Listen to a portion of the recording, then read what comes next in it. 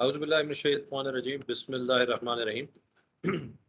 A very warm welcome and assalamu alaikum to all the participants, तमाम participants और तमाम officers को assalamu alaikum और साथ में faculty में फुरकान और बाकी जो हमारे faculty members हैं, they are doing a wonderful job. First of all, a due acknowledgement, a word of acknowledgement and appreciation for all those, because आपकी मेहनत और आपकी cooperation से ये सेशंस जो हैं ये मीनिंगफुल हो जाते हैं और ईजियर टू अंडरस्टैंड हो जाते हैं या ईजियर टू ऑपरेट हो जाते हैं हमारे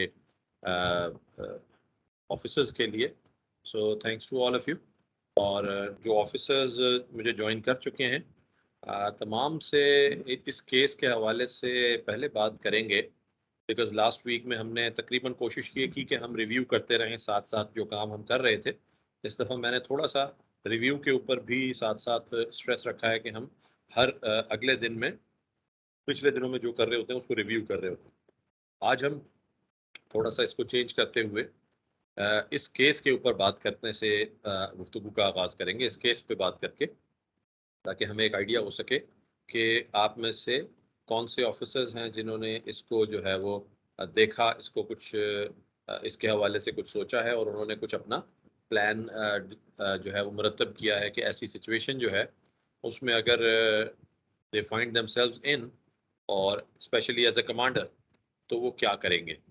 मैं सिचुएशन को एक दफ़ा फिर रीड कर देता हूँ for the consumption of all those जो ज्वाइन कर चुके हैं, कि पाकिस्तान के पंजाब की इंजीनियरिंग यूनिवर्सिटी के तालिब इल्म SJ ने सुबह की क्लासेस के दौरान यूनिवर्सिटी के दरवाजे के सामने खुद को गोली मारने की कोशिश की.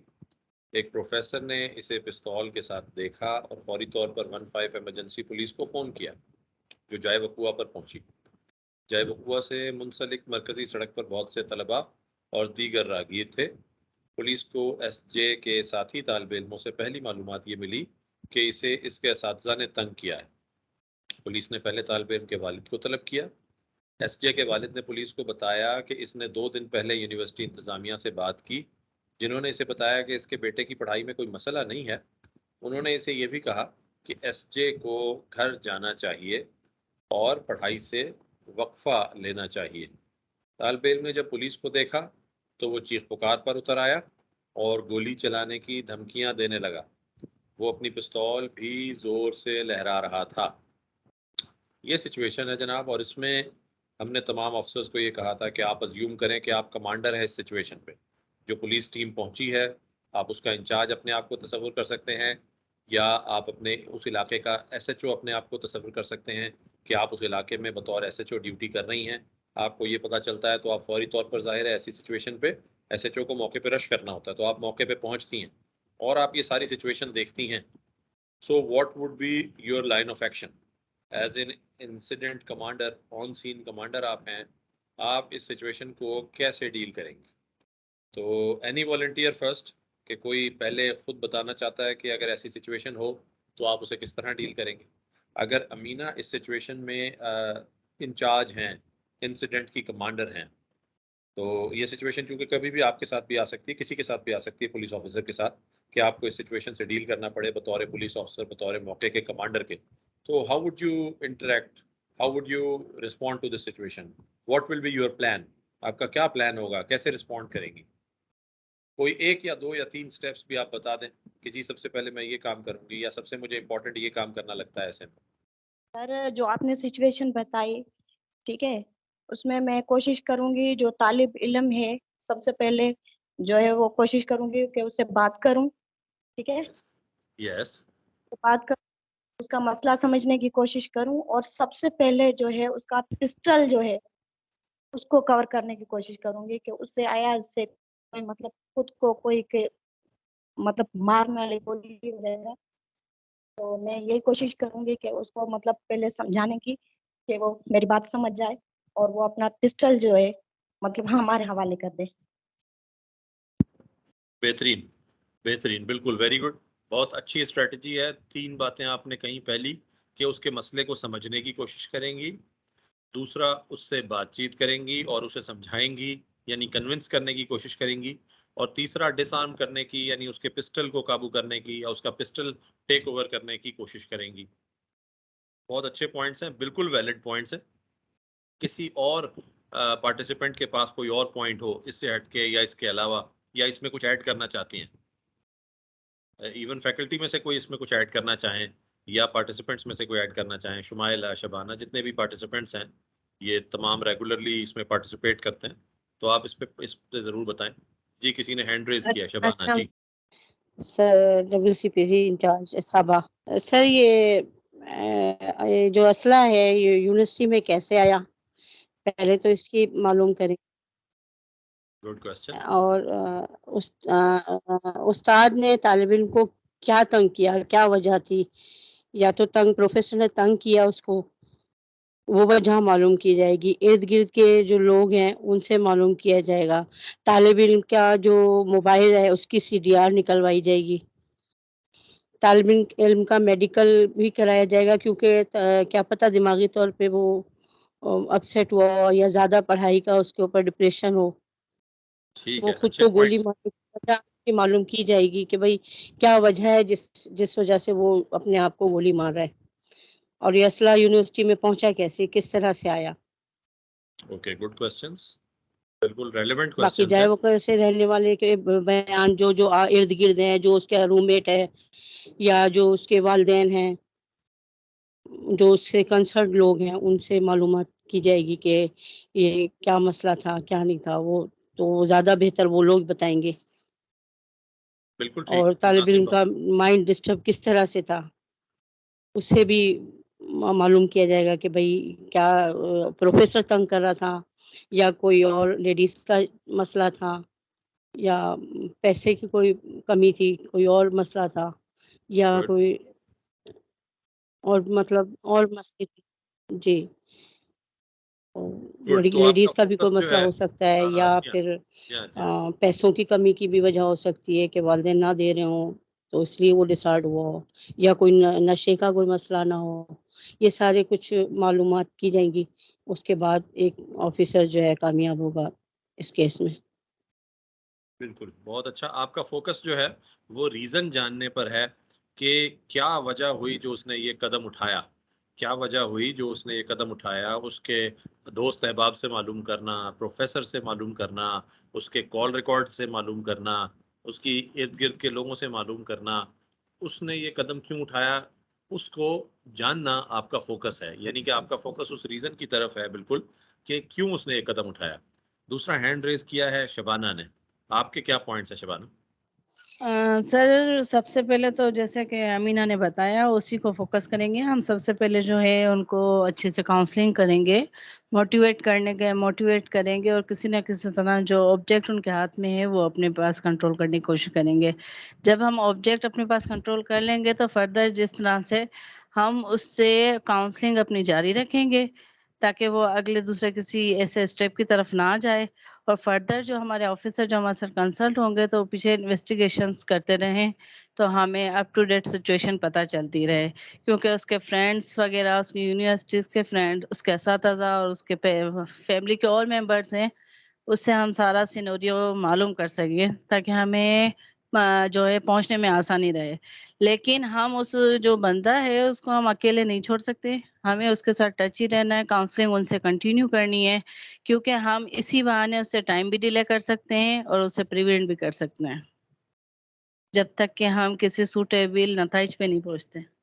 गुड, बहुत अच्छा। सबसे पहले उसे डिसआर्म करने की आपकी कोशिश, कि सबसे पहले असलहा जो है उसे कवर किया जाए, उसे काबू किया जाए, और उसके बाद रीजंस तलाश किए जाएं। और काउंसलिंग पे आपका बड़ा फोकस है, और बहुत अच्छी बात है, जेन्युइन फोकस है, क्योंकि काउंसलिंग भी बहुत ज़रूरी है। ऐसे किसी भी विक्टिम को या ऐसे किसी भी शख्स को अगर काउंसलिंग ना की जाए तो वो आज उस अमल से बाज रहा, कल फिर वही अमल दोहरा सकता है, परसों फिर वही अमल दोहरा सकता है। बहुत अच्छा पॉइंट है। हम अक्सर पुलिसिंग में आज का दिन गुजार के उसके बाद ये भूल जाते हैं कि हमने ऐसे लोगों को, उनकी काउंसलिंग भी करनी है, ऐसे लोगों को बाद में भी इंगेज करना है।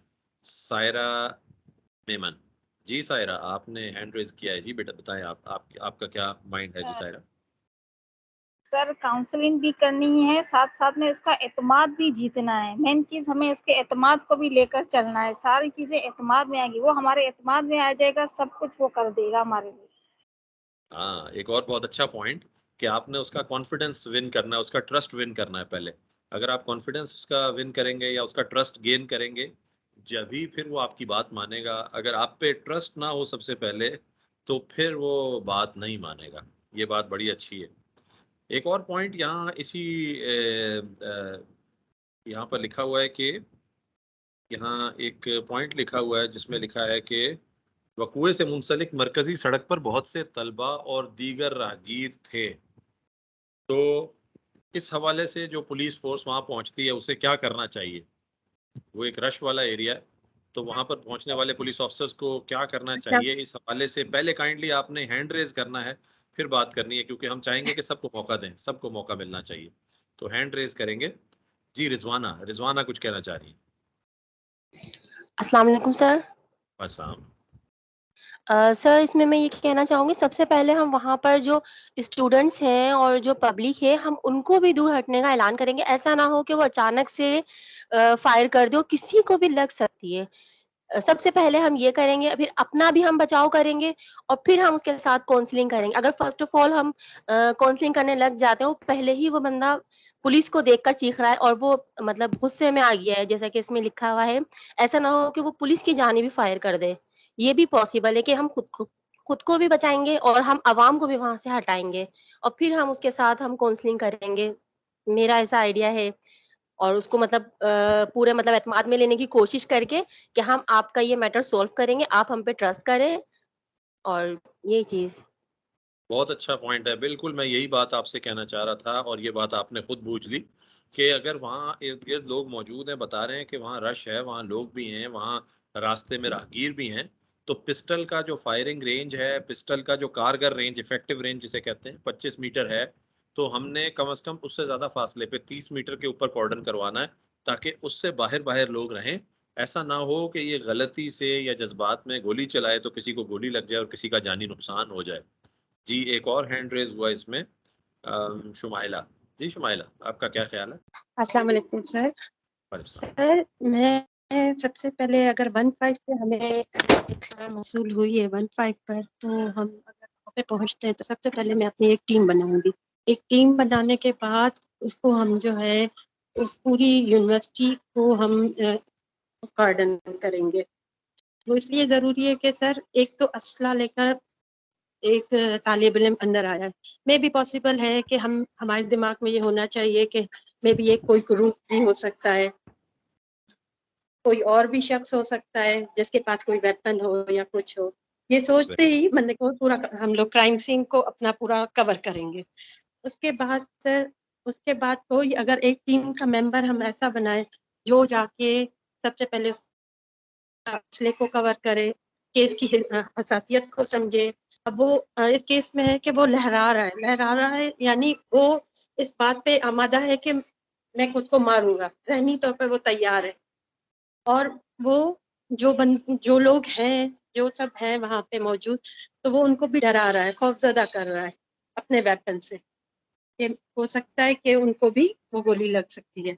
तो जहाँ तक सर मेरा ख़्याल है, तो हम केस की हसासियत को मालूम करेंगे और दूसरी मसला ये कि यूनिवर्सिटी की इंतज़ामिया से बात करेंगे। अगर वो कह रहे हैं कि ये जो पढ़ाई का मसला नहीं है और इसको वक़्फ़ा लेना चाहिए। इसी तरीके से ना सर केस में के थोड़ा-सा वक़्फ़ा लेना चाहिए, यानी इसको जी घर पे बिठा देना चाहिए। तो इसका मतलब है इससे भी कुछ ज़ाहिर होता है कि ना उसकी ज़हनी हालत सही नहीं है या वो डिस्टर्ब चल रहा है ड्यूरिंग क्लास या अपनी स्टडीज़ में डिस्टर्ब चल रहा है। कोई फैमिली डिस्प्यूट हो सकता है या कोई भी इसके साथ मसला हो सकता है। तो मैं सबसे पहले अपनी एक टीम वर्क बना के फिर काम करूँगी।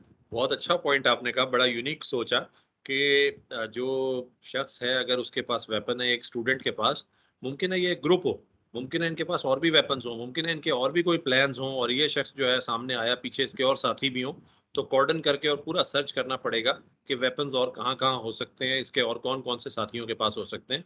बहुत अच्छा पुलिसिंग पॉइंट ऑफ व्यू से आपने एक पॉइंट बताया। अब हम बात करेंगे इसमें दो चीज़ों की। एक तो इसमें कुछ फैक्ट्स लिखे हैं, जैसे वो कहते हैं कि उसके वालिद को जब बुलाया गया तो उसके वालिद ने बताया कि 2 दिन पहले यूनिवर्सिटी इंतजामिया ने से बात की, जिन्होंने इसे बताया कि इसके बेटे की पढ़ाई में कोई मसला नहीं, लेकिन उन्होंने ये भी कहा कि इसको घर जाना चाहिए और पढ़ाई से वक्फा लेना चाहिए। तो ये दोनों बातें जो हैं ये किसी तरफ इशारा कर रही हैं कि अगर पढ़ाई में कोई मसला नहीं तो कोई और प्रॉब्लम जरूर हुआ है यूनिवर्सिटी में, जब भी स्टूडेंट्स जो हैं वो ये कह रहे हैं, जब भी उसके प्रोफेसर ये कह रहे हैं कि भाई आप इसको घर ले जाएं और कुछ अरसे इसको वक्फा दें। तो ये जो गैप देने की ज़रूरत है, पढ़ाई से ऑफ करने की ज़रूरत है, ये कभी भी टीचर्स नहीं कहते। टीचर तो कहते हैं कि रेगुलर पढ़ाई की जाए।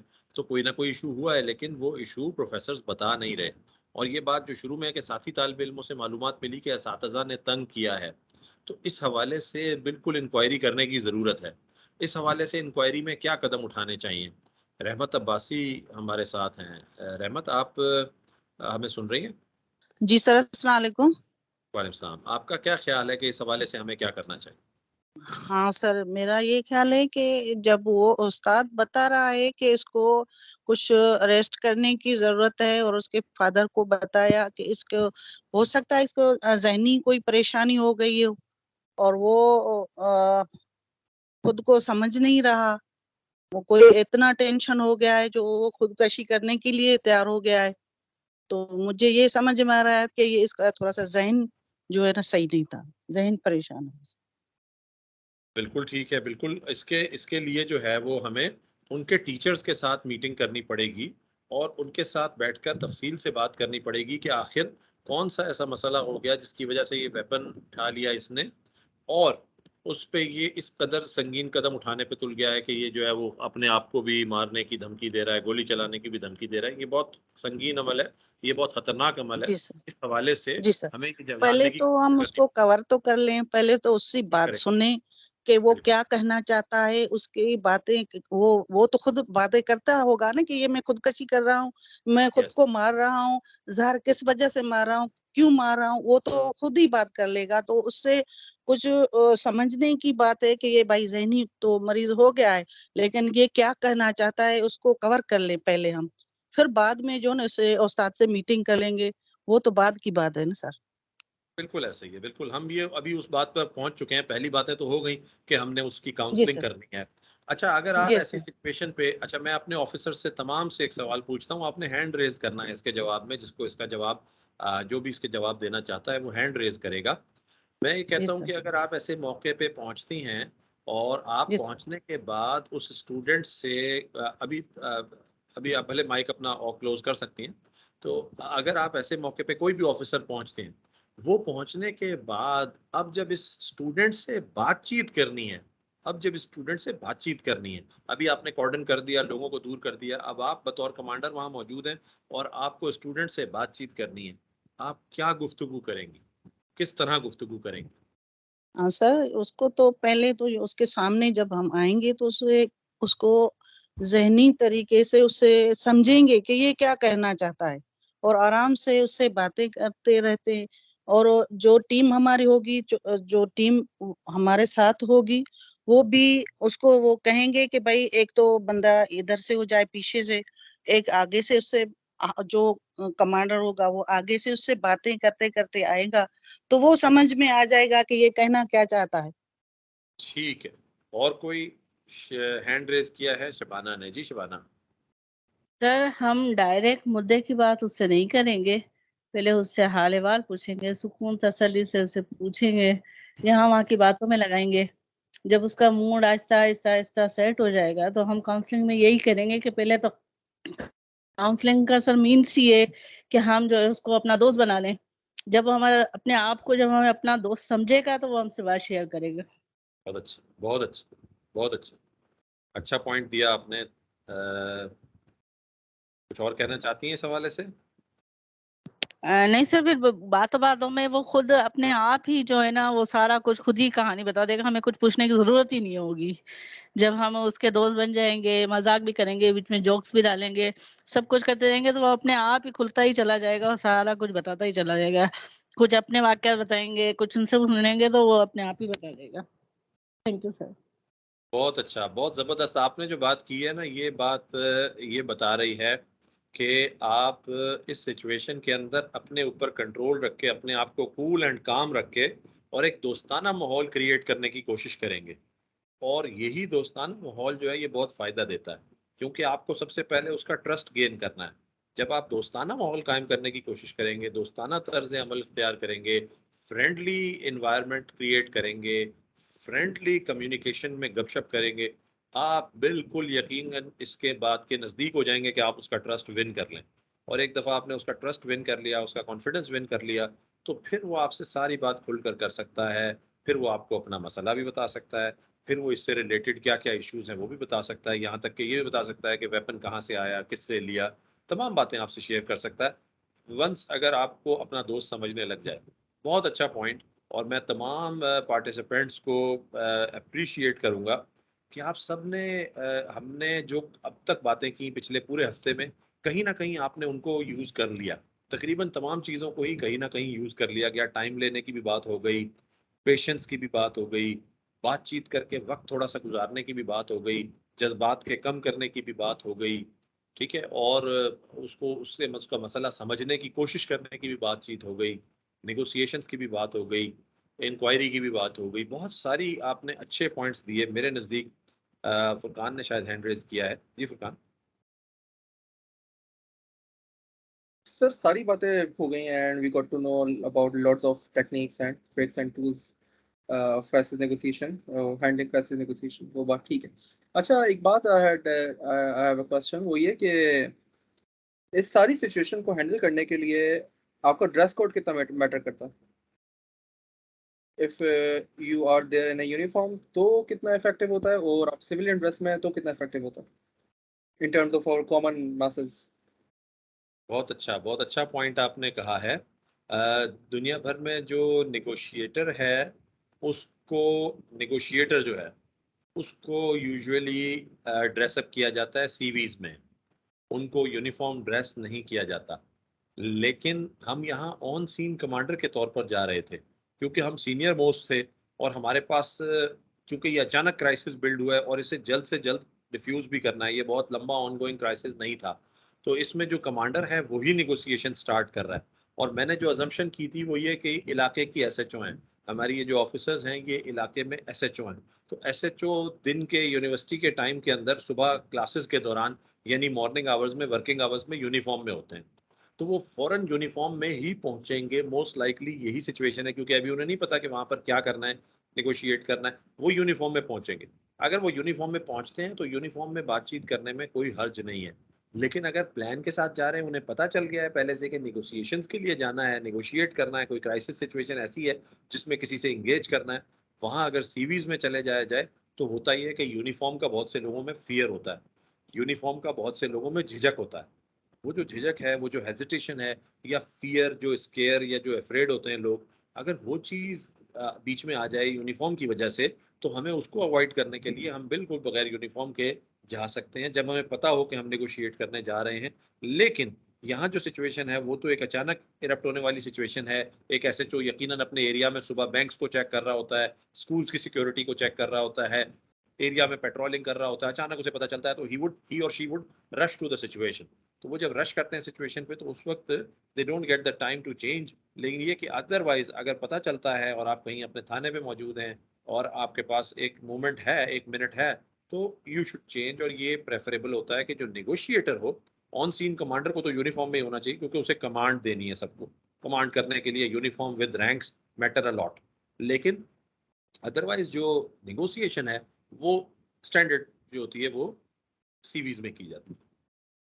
But a very pertinent question है बस। Thank you. अच्छा, अब हम आज चलते हैं आज के मॉड्यूल की तरफ, क्योंकि मैंने ये महसूस किया कि माशाल्लाह आप लोग तमाम लोगों ने जो है अब तक की जो हमने चीज़ें डिस्कस की हैं वो आपने कहीं ना कहीं इसमें यूज़ कर ली हैं। And I am very very happy about that कि हमारा जो पहला हफ्ता था या जो पहला हमारे 3 मॉड्यूल्स हमने किए थे वो आप उसको इन्वॉल्व कर रहे हैं, उसको कहीं ना कहीं यूटिलाइज करने की कोशिश कर रहे हैं। अब हम आते हैं अपने 4th मॉड्यूल की तरफ जो आज हमने स्टार्ट करना है। इस मॉड्यूल का नाम है मुत्तहिद हिकमत अमली और मुताल्लिका इशारे, यानी यूनिफाइड स्ट्रेटजी। मुत्तहिद हिकमत अमली का मतलब होता है यूनिफाइड स्ट्रेटजी, और रिलेटेड इंडिकेटर्स, मुताल्लिका इशारे। पहले तो ये समझना है कि पहले तो हम ये जानेंगे कि इस मॉड्यूल में हमने क्या क्या सीखना है, यानी हमारे लर्निंग ऑब्जेक्टिव्स क्या हैं। जैसा मैंने लास्ट टाइम भी बताया था कि दुनिया भर में अब ये प्रैक्टिस की जाती है कि कोई चीज़ पढ़ाने से पहले ये क्वेश्चंस सामने रख दिए जाते हैं कि इन क्वेश्चंस का हमने आंसर तलाश करने की कोशिश करनी है इस स्टडी के बीच में, या ये मसला हमने समझने की कोशिश करनी है, ये इशू है जिसको हमने एड्रेस करने की कोशिश करनी है। तो हम लर्निंग ऑब्जेक्टिव्स नेक्स्ट स्लाइड में देखेंगे। इसमें ये बताते हैं कि बहरान के लिए मुत्तहिद हिकमत अमली करने की सलाहियत का मुजाहिरा क्या है, what is the unified strategy, और उसके लिए जो सलाहियत है या जो कैपेबिलिटी है उसको डेवलप करने के लिए वो किस तरह होगी, ये जानेंगे। फिर उसके बाद मुत्तहिद हिकमत अमली के निफाज में शामिल अहम सरगर्मियों को समझेंगे। मुत्तहिद हिकमत अमली को नाफिज करना या उसको इम्प्लीमेंट करना, उसमें कौन सी इंपॉर्टेंट एक्टिविटीज़ हैं उनको समझेंगे। फिर मुज़ाकराती अमल के मस्बत या मनफी नताइज का तयन करने वाले इशारों से आगाही हासिल करेंगे। मुज़ाकराती अमल के मस्बत या मनफी नताइज का तयन करने वाले इशारों से आगाही हासिल करेंगे, यानी हमारा जो मुज़ाकराती अमल है ये पॉजिटिव साइड पे जा रहा है या नेगेटिव साइड पे जा रहा है, इसके इशारे कौन से हैं, कौन से इंडिकेटर्स हैं जिससे हमें ये पता चलेगा, तो ये हम मालूम करेंगे, इसमें सीखेंगे। और मुज़ाकरात की कोशिशों के लिए कामयाबी के मयार को तरतीब देना सीखेंगे। आप जब क्राइसिस है उसके अंदर नेगोशिएशंस हो रही हैं, उनका सक्सेस जो है उसको आप किस तरह स्टैंडर्डाइज करेंगे, उसको कैसे स्केल करेंगे, उसे कैसे गेज करेंगे, उसको तरतीब देना आप सीखेंगे। यानी कामयाबी का वो मयार क्या होगा, बिकॉज हर चीज़ का सक्सेस या फेलियर का एक स्टैंडर्ड होता है। आप कोई भी, आपने जैसे अपना पुलिस में रिक्रूट ट्रेनिंग की, किसी ने प्रोबेशनर कोर्स किया, किसी ने लोअर स्कूल कोर्स किया, इंटरमीडिएट स्कूल कोर्स किया, अपर स्कूल कोर्स किया, इन तमाम में कामयाबी का अपना एक मयार था। आपको बताया गया था कि ड्रिल में आपको इस तरह से जांचा जाएगा, ये चीज़ें चेक की जाएंगी, रिटन एग्जाम में ये चीज़ें चेक की जाएंगी, इसके अलावा आपका टर्न आउट और डिसिप्लिन जो है उसके इतने इतने नंबर्स होंगे। एक स्टैंडर्ड सेट किया गया और स्टैंडर्ड के मुताबिक फिर आपको जांचा गया या आपके मयार को जज किया गया या उसको गेज किया गया या उसको एग्जामिन किया गया, और उसकी बेस पे आपका रिजल्ट बना और उसी रिजल्ट की बेस पे आपकी पोजीशंस बनी। कोई सीनियर हुआ, कोई जूनियर हुआ, कोई अच्छे नंबर्स लेके पास हुआ, किसी के नंबर्स कम आए और किसी के नंबर्स जो हैं वो पासिंग मार्क्स से कम आए, तो वो उसको रिपीट करना पड़ा या वो फेलियर्स में से हो गया। तो ये एक स्टैंडर्ड था जो आपको शुरू से बताया गया और आपने उसको फॉलो किया कि भाई ये स्टैंडर्ड मीट करना है अगर हमने कामयाब होना है। बिल्कुल इसी तरह मुज़ाकरात की जो कोशिशें हो रही हैं, जो निगोशिएशंस हो रही हैं क्राइसिस के अंदर, उनकी कामयाबी का भी मयार होगा, कोई उनके सक्सेस का भी कोई ना कोई एक स्केल होगा, कोई ना कोई एक स्टैंडर्ड होगा, कोई ना कोई फैक्टर्स होंगे जिनकी बेस पे हम कहते होंगे कि हाँ जी ये नेगोशिएशन सक्सेसफुल हो गई या नहीं हुई। तो उनको भी हम समझने की इस मॉड्यूल में कोशिश करेंगे। आज जो हम मॉड्यूल नंबर 4 कवर कर रहे हैं, सो इसको स्टार्ट करते हैं। सबसे पहले मुत्तहिद हिकमत अमली क्या है या यूनिफाइड स्ट्रेटजी क्या है। यूनिफाइड स्ट्रेटजी का मतलब ये होता है कि तमाम पुलिस हुक्काम को एक यकसा नुक्ताए नज़र पेश करना चाहिए। देखें, हमें as a police officer, as a police force, हमेशा हर काम में ही होना ये चाहिए कि हमारे अंदर एक यूनिटी हो, हमारे हर काम में यूनिटी हो, हमारे हर एक्सप्रेशन में यूनिटी हो, हमारी तमाम स्टेप्स लेने में, हमारे तमाम एक्शंस, ऑपरेशंस, गुफ्तगू में यूनिटी हो। हमें ये नहीं करना चाहिए कि आप बतौर एसएचओ काम कर रही हैं तो आपके बाहर जो अमला है, कोई दरखास्त गुजार आता है, वो आके कहता है मेरा ये काम था, मैं इसकी एप्लीकेशन दे के गया था, ये तो नहीं हुआ, तो आपके बाहर जो अमला है वो ये कहता है कि भाई हमने तो मैं एसएचओ साहब को बताया था, एसएचओ साहब ने नहीं किया, हम तो करना चाहते हैं, एसएचओ साहब मना कर रहे हैं। तो ये जो डिफरेंस है, ये जो एक दूसरे के साथ इख्तलाफ है, ये इख्तलाफ हमें बहुत नुकसान पहुंचाता है। और अगर यूनिटी हो, यानी कि आपने एक बात तय कर दी या बतौर कमांडर आपने एक फैसला किया, तो तमाम उसके साथ स्टैंड करें, फिर तमाम की गुफ्तगू से, तमाम की बॉडी लैंग्वेज से ये लगे कि वो वही फैसला ओन करते हैं, वो फैसला उनका अपना फैसला है। ऐसा महसूस ना हो कि आपने फैसला कर दिया है लेकिन आपकी अपनी टीम आपके साथ नहीं है, आपने फैसला कर दिया लेकिन आपकी टीम जो है वो उससे एग्री नहीं कर रही। ऐसा महसूस नहीं होना चाहिए, बल्कि इसके बजाय ये महसूस होना चाहिए कि आपने जो फैसला किया आपकी टीम उसको ओन कर रही है, उसके साथ चल रही है, और आपकी टीम एक, आप और आपकी टीम एक दीवार की तरह खड़े हैं जो कि एक दूसरे से मिलकर एक दूसरे को सपोर्ट देती है। इसको कहते हैं यूनिफाइड स्ट्रेटजी। सो क्राइसिस सिचुएशन में बहुत ही ज़्यादा ज़रूरी है कि तमाम पुलिस फोर्स एक जैसा मैसेज दे रही हो, तमाम पुलिस फोर्स एक जैसा पर्सपेक्टिव शो कर रही हो, तमाम पुलिस फोर्स एक जैसा जो है वो बॉडी लैंग्वेज शो कर रही हो। यानी अगर बातचीत करने का फैसला किया तो तमाम लोग बातचीत कर रहे हैं, तमाम लोग बातचीत को एग्री कर रहे हैं, तमाम लोग बातचीत के हवाले से ही अपनी जो बॉडी लैंग्वेज है, अपने जो एक्शंस हैं वो तरतीब दे रहे हैं। कोई ऐसा नहीं है कि जो हम बातचीत करना चाह रहे हैं और वो चढ़ाई कर रहा है, या वो एक्शन कर रहा है, या वो जनाब असॉल्ट कर रहा है। ऐसा नहीं होना चाहिए। जब हम बातचीत कर रहे हैं और हम कह रहे हैं कि इसको इफ़ाम तफ़हीम से और बातचीत से हल करना है सिचुएशन को, तो हम बतौर कमांडर अगर ये कर रहे हैं तो हमारी तमाम फोर्स, हमारे तमाम यूनिट्स, हमारी तमाम टीम्स भी यही कर रही हों। ऐसा ना हो कि वो इससे मुख्तलिफ चल रही हो। अब इसमें जो अगला पॉइंट है ये हो गई यूनिफाइड स्ट्रेटजी, कि तमाम पुलिस हुक्काम को एक यकसा नुक्ता नज़र पेश करना चाहिए। यानी आप तमाम के, अच्छा ये इंपॉर्टेंट बात है, जुमला सुने, तमाम पुलिस हुक्काम को एक यकसा नुक्ता नज़र पेश करना चाहिए। ये जरूरी नहीं है कि आपका नुक्ता नज़र एक जैसा हो, लेकिन टीम में डिफरेंस होता है। बाज़ औक़ात टीम के अंदर 4 लोग एक बात कर रहे होते हैं, अगर 10 लोगों की टीम है, 4 लोग एक बात कर रहे होते हैं कि ऐसे नहीं ऐसे कर लेते हैं, या 2 बंदे एक बात कर रहे हैं, 2 दूसरी बात कर रहे हैं, लेकिन जो 6 हैं, जो मेजॉरिटी है, वो एक बात पे मुत्तफिक है।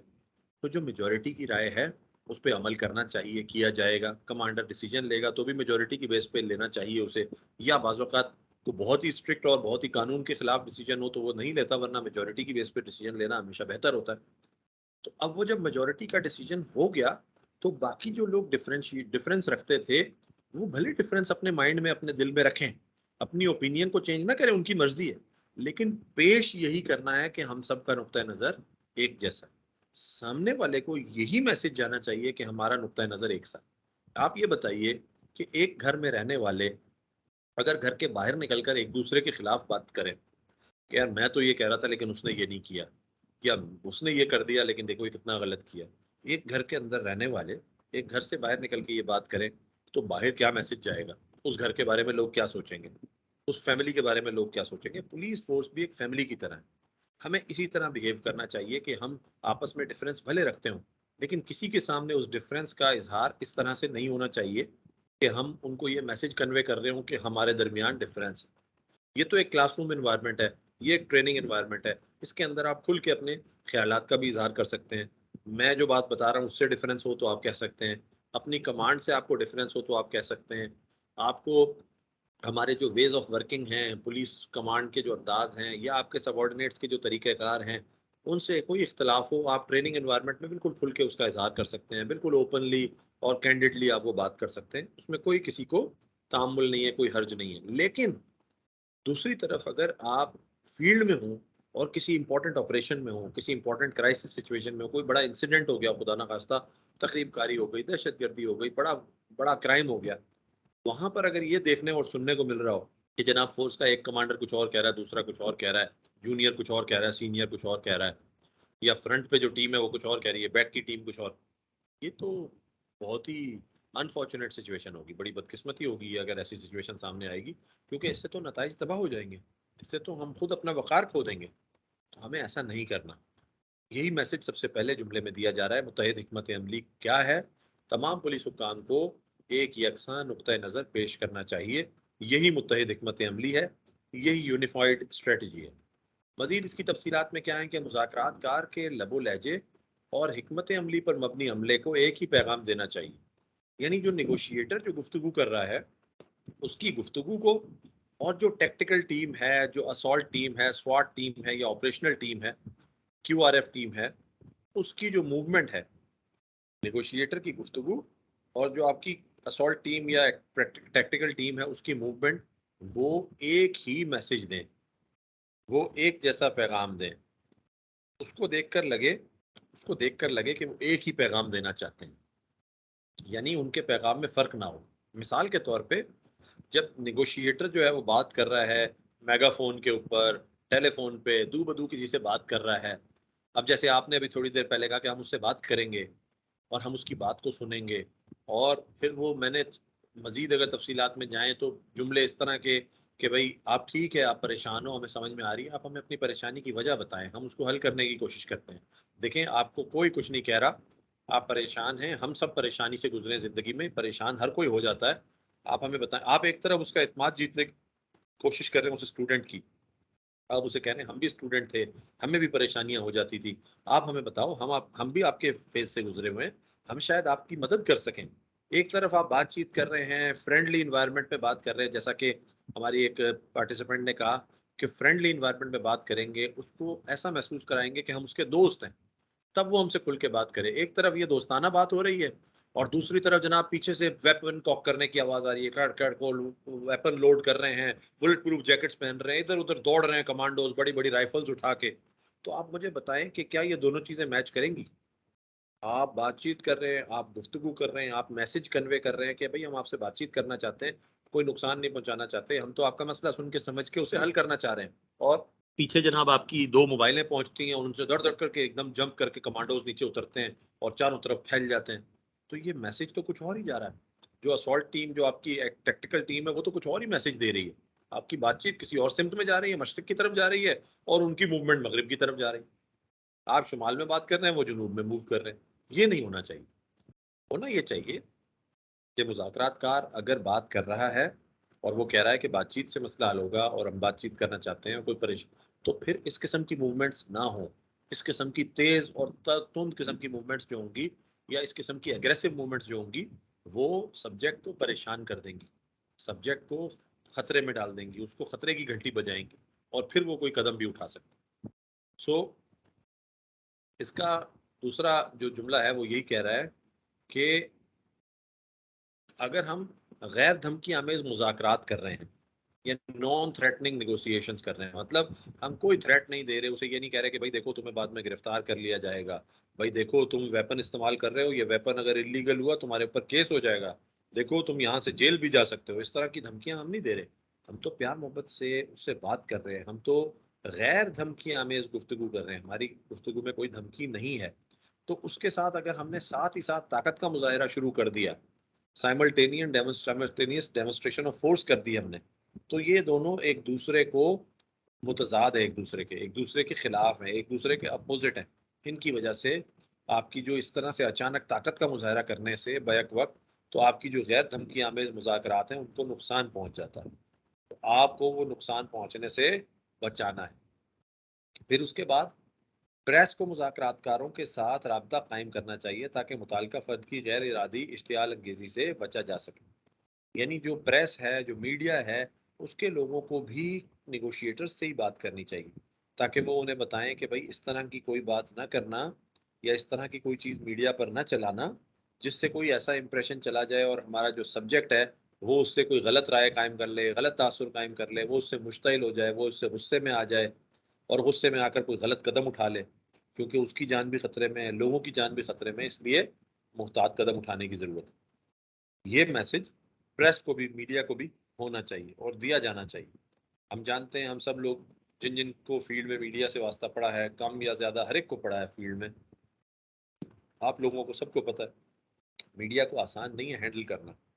आप उनको सिर्फ कह दें कि ऐसे करो और वैसे कर लें, ऐसा नहीं होता। लेकिन आप अगर उनके साथ कन्विंसिंग वे में बात करें, आप अगर उनके साथ समझदारी से बात करें, आप अगर उनके साथ इस तरीके से बात करें जिसमें कन्विंस करना आपको आता हो और आपका एक उनके साथ कॉन्फिडेंस, ट्रस्ट लेवल डेवलप हुआ हो, तो फिर वो आपकी बात सुनते भी हैं और उस पर अमल भी करते हैं, और ये हमने देखा है बाकायदा होते हुए। लिहाजा आपको इसका ख्याल भी करना चाहिए। उसके बाद नेक्स्ट स्लाइड में कमांड को अमूमन कलीदी किरदार जो हैं उनके लिए जमा करना चाहिए। यानी कि बेसिकली जो एक, अब ये तो एक तवील चलने वाला एक क्राइसिस है, उसकी बात हो रही है। एक तो वो क्राइसिस था जो अभी हमने आपसे जिक्र किया, वो केस तो शायद 10 मिनट में, 15 मिनट में, आधे घंटे, 1 घंटे में हल हो जाए। लेकिन ऐसे केसेस भी होते हैं जो 6-6, 8-8, 12-12, 24-24 घंटे चलते हैं, कई कई दिन चलते हैं। उनके अंदर क्या होता है कि अगर ये 8 घंटे मिसाल है, कोई वाकया चल रहा है खुदा ना खास्ता, जैसे आप लगा लें ये सियालकोट वाला वाकया जो आपको बताया था कि इसके अंदर 6-7 घंटे गुफ्तगू होती रही। सिकंदर वाला वाकया है, वो तकरीबन दोपहर से शुरू हुआ और रात तक चलता रहा। तो इस तरह के जो वाकयात कई घंटों तक चलते हैं, उसके अंदर आपको बार बार अपनी स्ट्रेटजी बदलनी पड़ती है, या अपनी स्ट्रेटजी को रिव्यू करना पड़ता है, नजर षानी करनी पड़ती है अपनी स्ट्रेटजी पे थोड़ी थोड़ी देर बाद। तो ऐसे में आपको जब आप अपनी स्ट्रेटजी को बदल रहे हैं या अपनी स्ट्रेटजी को रीइंफोर्स कर रहे हैं, या कुछ नए पहलू उसमें ऐड कर रहे हैं, तो आपको तमाम टीम लीडर्स को बुलाना चाहिए। जो तमाम टीम्स आपके साथ काम कर रही हैं, कोऑर्डिनेशन टीम भी आपके साथ होगी, आपके साथ ऑपरेशनल टीम भी होगी, आपके साथ रेस्क्यू टीम भी हो सकती है, आपके साथ जो है वो इंटेलिजेंस टीम भी हो सकती है, नेगोशिएशन टीम एक टीम होती है, वो आपके साथ हर वक्त होती है। आप अगर कमांडर हैं तो आपको इन 4, 5, 6 टीम्स जितनी आपके पास हैं उनके लीडर्स को इकट्ठे करना चाहिए, उन्हें बुलाना चाहिए और उनसे बात करनी चाहिए। अमूमन का मतलब फ्रीक्वेंटली उनसे बात करनी चाहिए। अगर 8 घंटे मामला चल रहा है तो आपको हर घंटे पे उनसे बात करनी चाहिए, ताकि उन्हें एक मैसेज दें, भले 2 मिनट के लिए उनसे बात करें, उन सबको इकट्ठा करके ये मैसेज दें कि भाई अब ये बात हो रही है, हम इस तरफ जा रहे हैं, हम ये कोशिश कर रहे हैं और हम ये करना चाहते हैं, और आपको ये पता होना चाहिए और हम आपको एतमाद में लेने के लिए हमने आपको जमा किया। इससे फायदा क्या होगा? इससे फायदा ये होगा कि ये जो हम पहले कहते आ रहे हैं कि मुत्तहिद हिकमत अमली, यूनिफाइड स्ट्रेटजी, जब सब लोग एक पेज पे आ जाएंगे, जब सब लोग एक बात पे मुत्तफिक हो जाएंगे या एक बात से आगाह भी हो जाएंगे, तो कम अज कम जब उनको ये कहा जाए कि भाई आपने इस तरह बिहेव करना है या आपने इस तरह से एक्ट करना है, तो फिर वो उसको करते हुए उनके पास दो राय नहीं होंगी।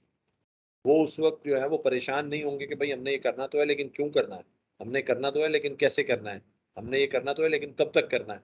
इस तरह के सवालात, वो जो आप ब्रीफिंग दे रहे होंगे 5-10 मिनट की, उसकी वजह से ये सवालात जो हैं ये क्लियर हो चुके होंगे, ये इनका आंसर मिल चुका होगा।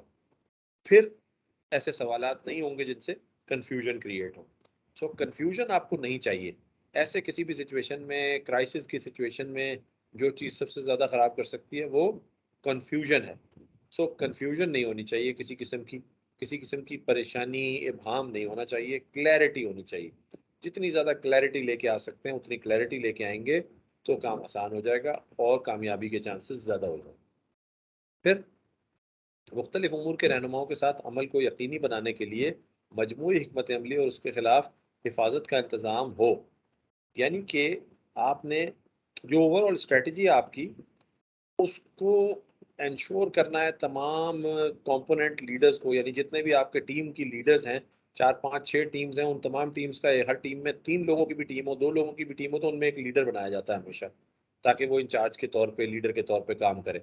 आपने अपने ऑफिस में देखा होगा कि ब्रांचेस बनती हैं, 2 आदमियों का, 3 आदमियों का भी सेल है, हम उसमें एक को इंचार्ज जरूर बनाते हैं ताकि जिम्मेदारी हो किसी के ऊपर। इसी तरीके से आप भी जितनी टीम्स बनाएंगे उन तमाम के लीडर्स होंगे, उन तमाम के इंचार्जेस होंगे, तो उन इंचार्जेस को इंश्योर करनी है कंप्लायंस विद ओवरऑल स्ट्रेटजी, यानी जो मजमूई एक स्ट्रेटजी या हिकमत अमली है, उसके साथ बाकी तमाम जो टीम लीडर्स हैं उनकी भी कंप्लायंस, अमल दरामद को यकीनी बनाना होता है, वो भी उसी तरह काम करें। यानी ओवरऑल हिकमत अमली क्या है? अगर नेगोशिएटर्स ने यह तय किया है या ऑन स्क्रीन कमांडर ने, ऑन सीन कमांडर ने यह तय किया है कि इस मौके पर हमने बातचीत करनी है और एक्शन नहीं करना, तो अगर कमांडर ये तय कर चुका तो फिर तमाम इदारों को भी इसको फॉलो करना पड़ेगा। कमांडर ये तय कर चुका तो तमाम यूनिट्स को, तमाम एलिमेंट्स को भी इसको फॉलो करना पड़ेगा। यही चीज़ आपको एक यूनिफाइड स्ट्रेटजी प्रोवाइड करती है, यही चीज़ आपको एक ऐसा माहौल प्रोवाइड करती है जिसकी वजह से आप ऐसा महसूस कराते हैं सामने वाले सब, क्योंकि देखें ये सब हो किस लिए रहा है बेसिकली, ये सब ये हो रहा है कि सब्जेक्ट को जो मैसेज आप देना चाह रहे हैं वही मैसेज उसे जाए, सब्जेक्ट किसी गलत मैसेज का शिकार ना हो, सब्जेक्ट कंफ्यूजन का शिकार ना हो, सब्जेक्ट आपकी नीयत पे शुबह ना करे, उससे ये नजर आए कि जो कुछ आप कह रहे हैं यू रियली मीन इट, और जो कुछ आप कह रहे हैं आपके तमाम लोग, तमाम कमांडर्स वही काम करते हुए नजर आ रहे हैं। और इससे क्या होगा कि मुताल्लिका फर्द को मुख्तलिफ पैगामात रवाना ना करें, ये थोड़ा सा टाइपिंग मिस्टेक हो गई, रवाना करें की जगह रवाना ना करें होगा, इसमें एक ना का वर्ड ऐड हो जाएगा, फुरकान प्लीज, रवाना ना करें, यानी मुताल्लिका फर्द को मुख्तलिफ पैगामात रवाना ना करें, मुताल्लिका फर्द को मुख्तलिफ किस्म के पैगामात ना दें। सामने जो सब्जेक्ट है, जो होस्टेज टेकर है, जिससे आपकी बातचीत हो रही है, उसे आप मुख्तलिफ किस्म के पैगामात ना दें। ये ना हो कि आप उसे एक मैसेज दे रहे हैं और आपका एक कमांडर उसे दूसरा मैसेज दे रहा है और आपका एक सबऑर्डिनेट उसे तीसरा मैसेज दे रहा है, तो ये तो कंफ्यूजन क्रिएट कर देगा।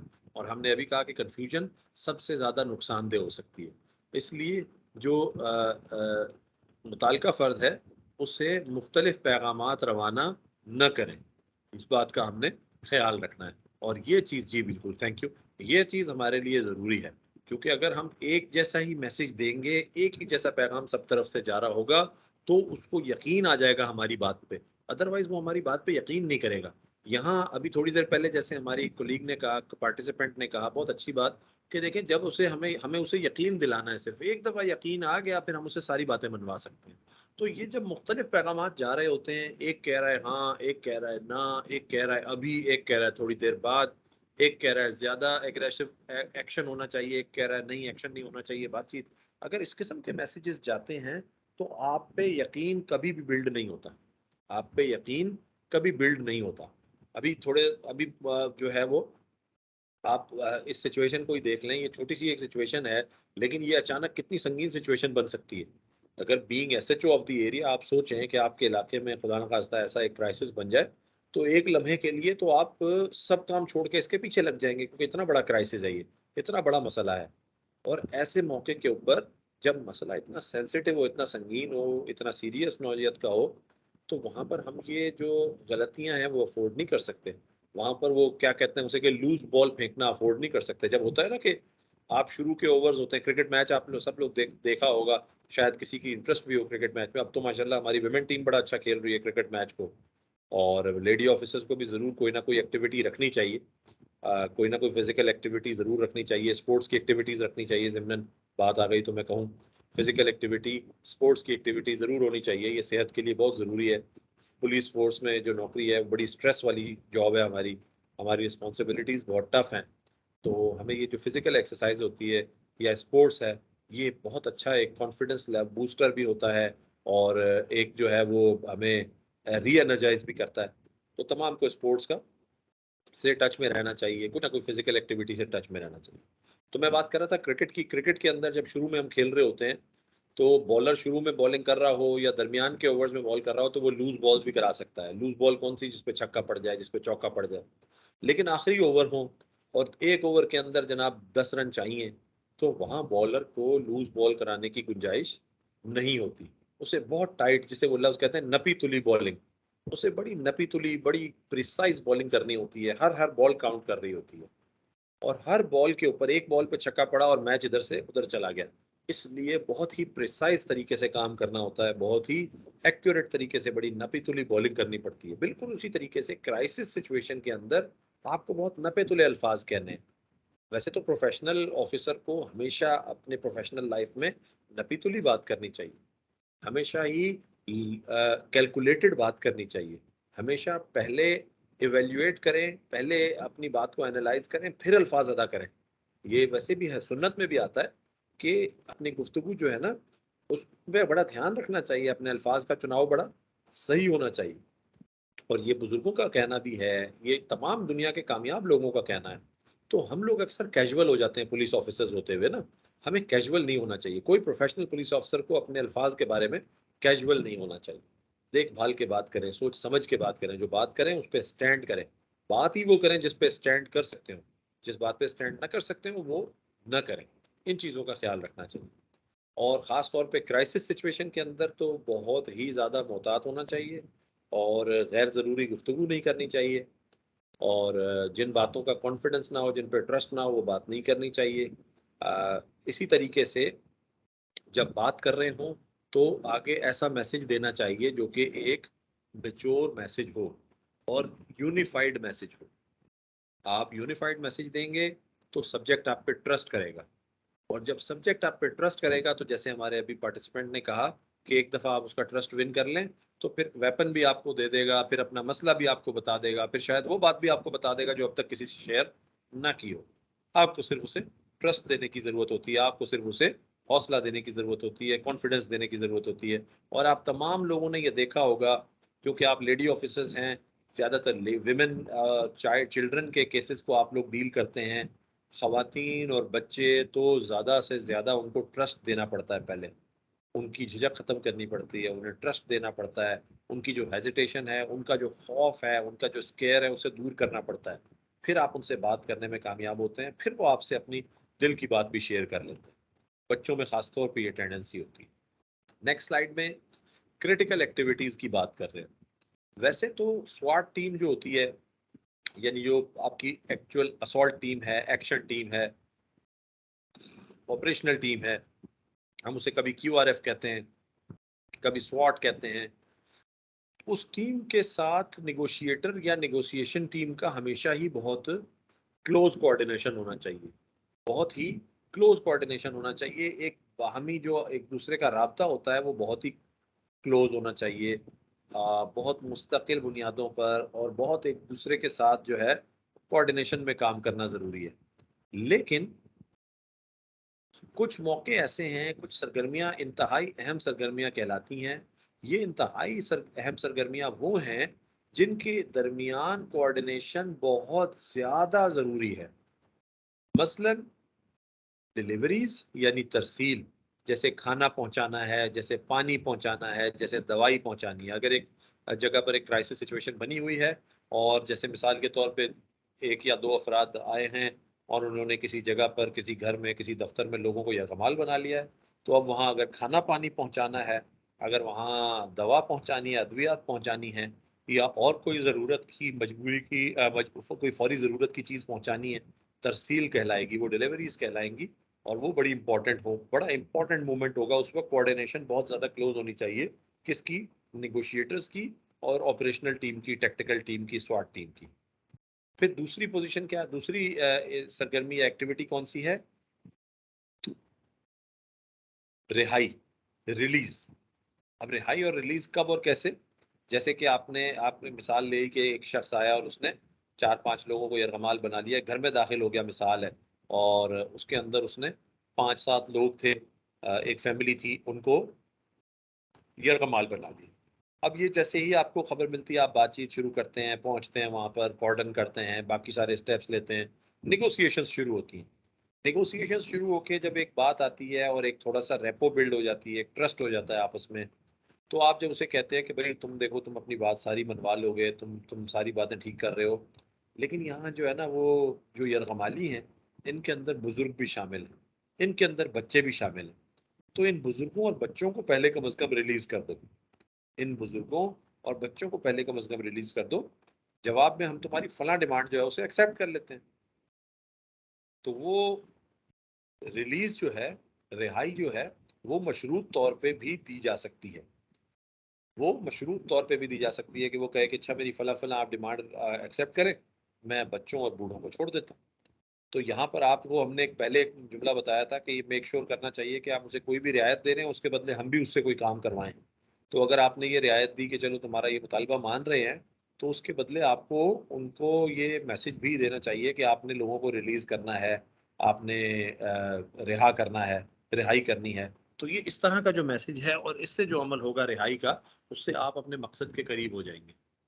और रिहाई का जो मूवमेंट होगा, रिलीज का जो मूवमेंट होगा, वो बहुत ही इंपॉर्टेंट और क्रिटिकल एक्टिविटी होती है। वो इंतहाई अहम सरगर्मी जिसे क्रिटिकल एक्टिविटी कहते हैं, और उस टाइम जो बहुत ही क्लोज कोऑर्डिनेशन होना चाहिए नेगोशिएटर्स का और जो ऑपरेशनल टीम है, जो SWAT टीम है, उसका। तीसरी एक और सिचुएशन है जो क्रिटिकल एक्टिविटीज में आती है, वो है सरेंडर।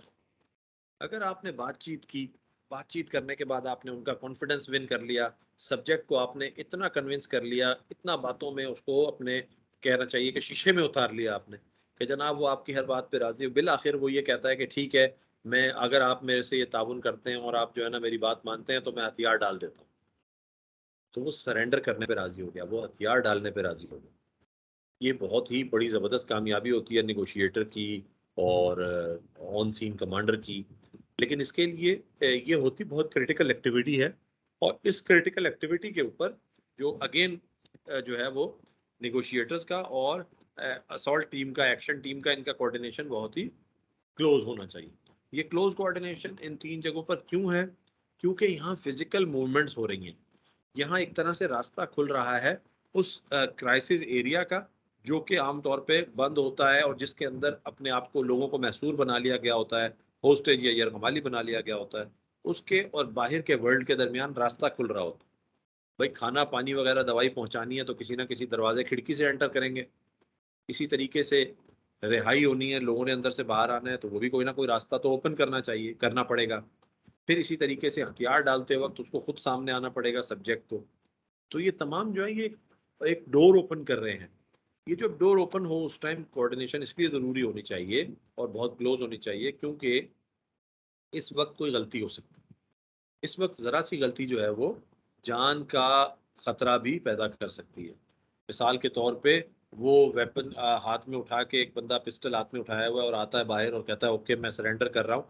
अब वो पिस्टल रखने के लिए झुकता है और जनाब आपका कोई, आप चूंकि अगर आपकी कोऑर्डिनेशन अच्छी नहीं होती, असॉल्ट टीम को आपने पहले से नहीं कहा हुआ कि भाई अगर ये पिस्टल रख रहा है तो किसी ने गोली नहीं चलानी है, ये बात आप अगर कहना भूल गए हैं या आपकी कोऑर्डिनेशन अच्छी नहीं है, आपने कहा लेकिन सब लोगों तक नहीं पहुंचा, और आपने कमांडर को कहा था और नीचे जो कमांडोज थे उन कमांडोज में से किसी एक कमांडो ने जनाब एक्शन लिया हुआ है, स्नाइपर शॉट ली हुई है, उसने एम लिया हुआ है और वो जैसे ही वेपन रखता है यहाँ से इसने गोली चलाई और एक गोली चलने की देर है, फिर तो आपको पता है सिचुएशन बिल्कुल काबू से बाहर हो जाती है। पता चला अंदर 2 लोग और भी थे, उन्होंने अंदर ही खुद को उड़ा लिया, उन्होंने अंदर मौजूद तमाम यरगमालियों को भी जो है उनकी जान भी चली गई। तो ये सब किस वजह से हुआ? कोऑर्डिनेशन ना होने की वजह से या कोऑर्डिनेशन की कमी की, मिस कोऑर्डिनेशन की वजह से।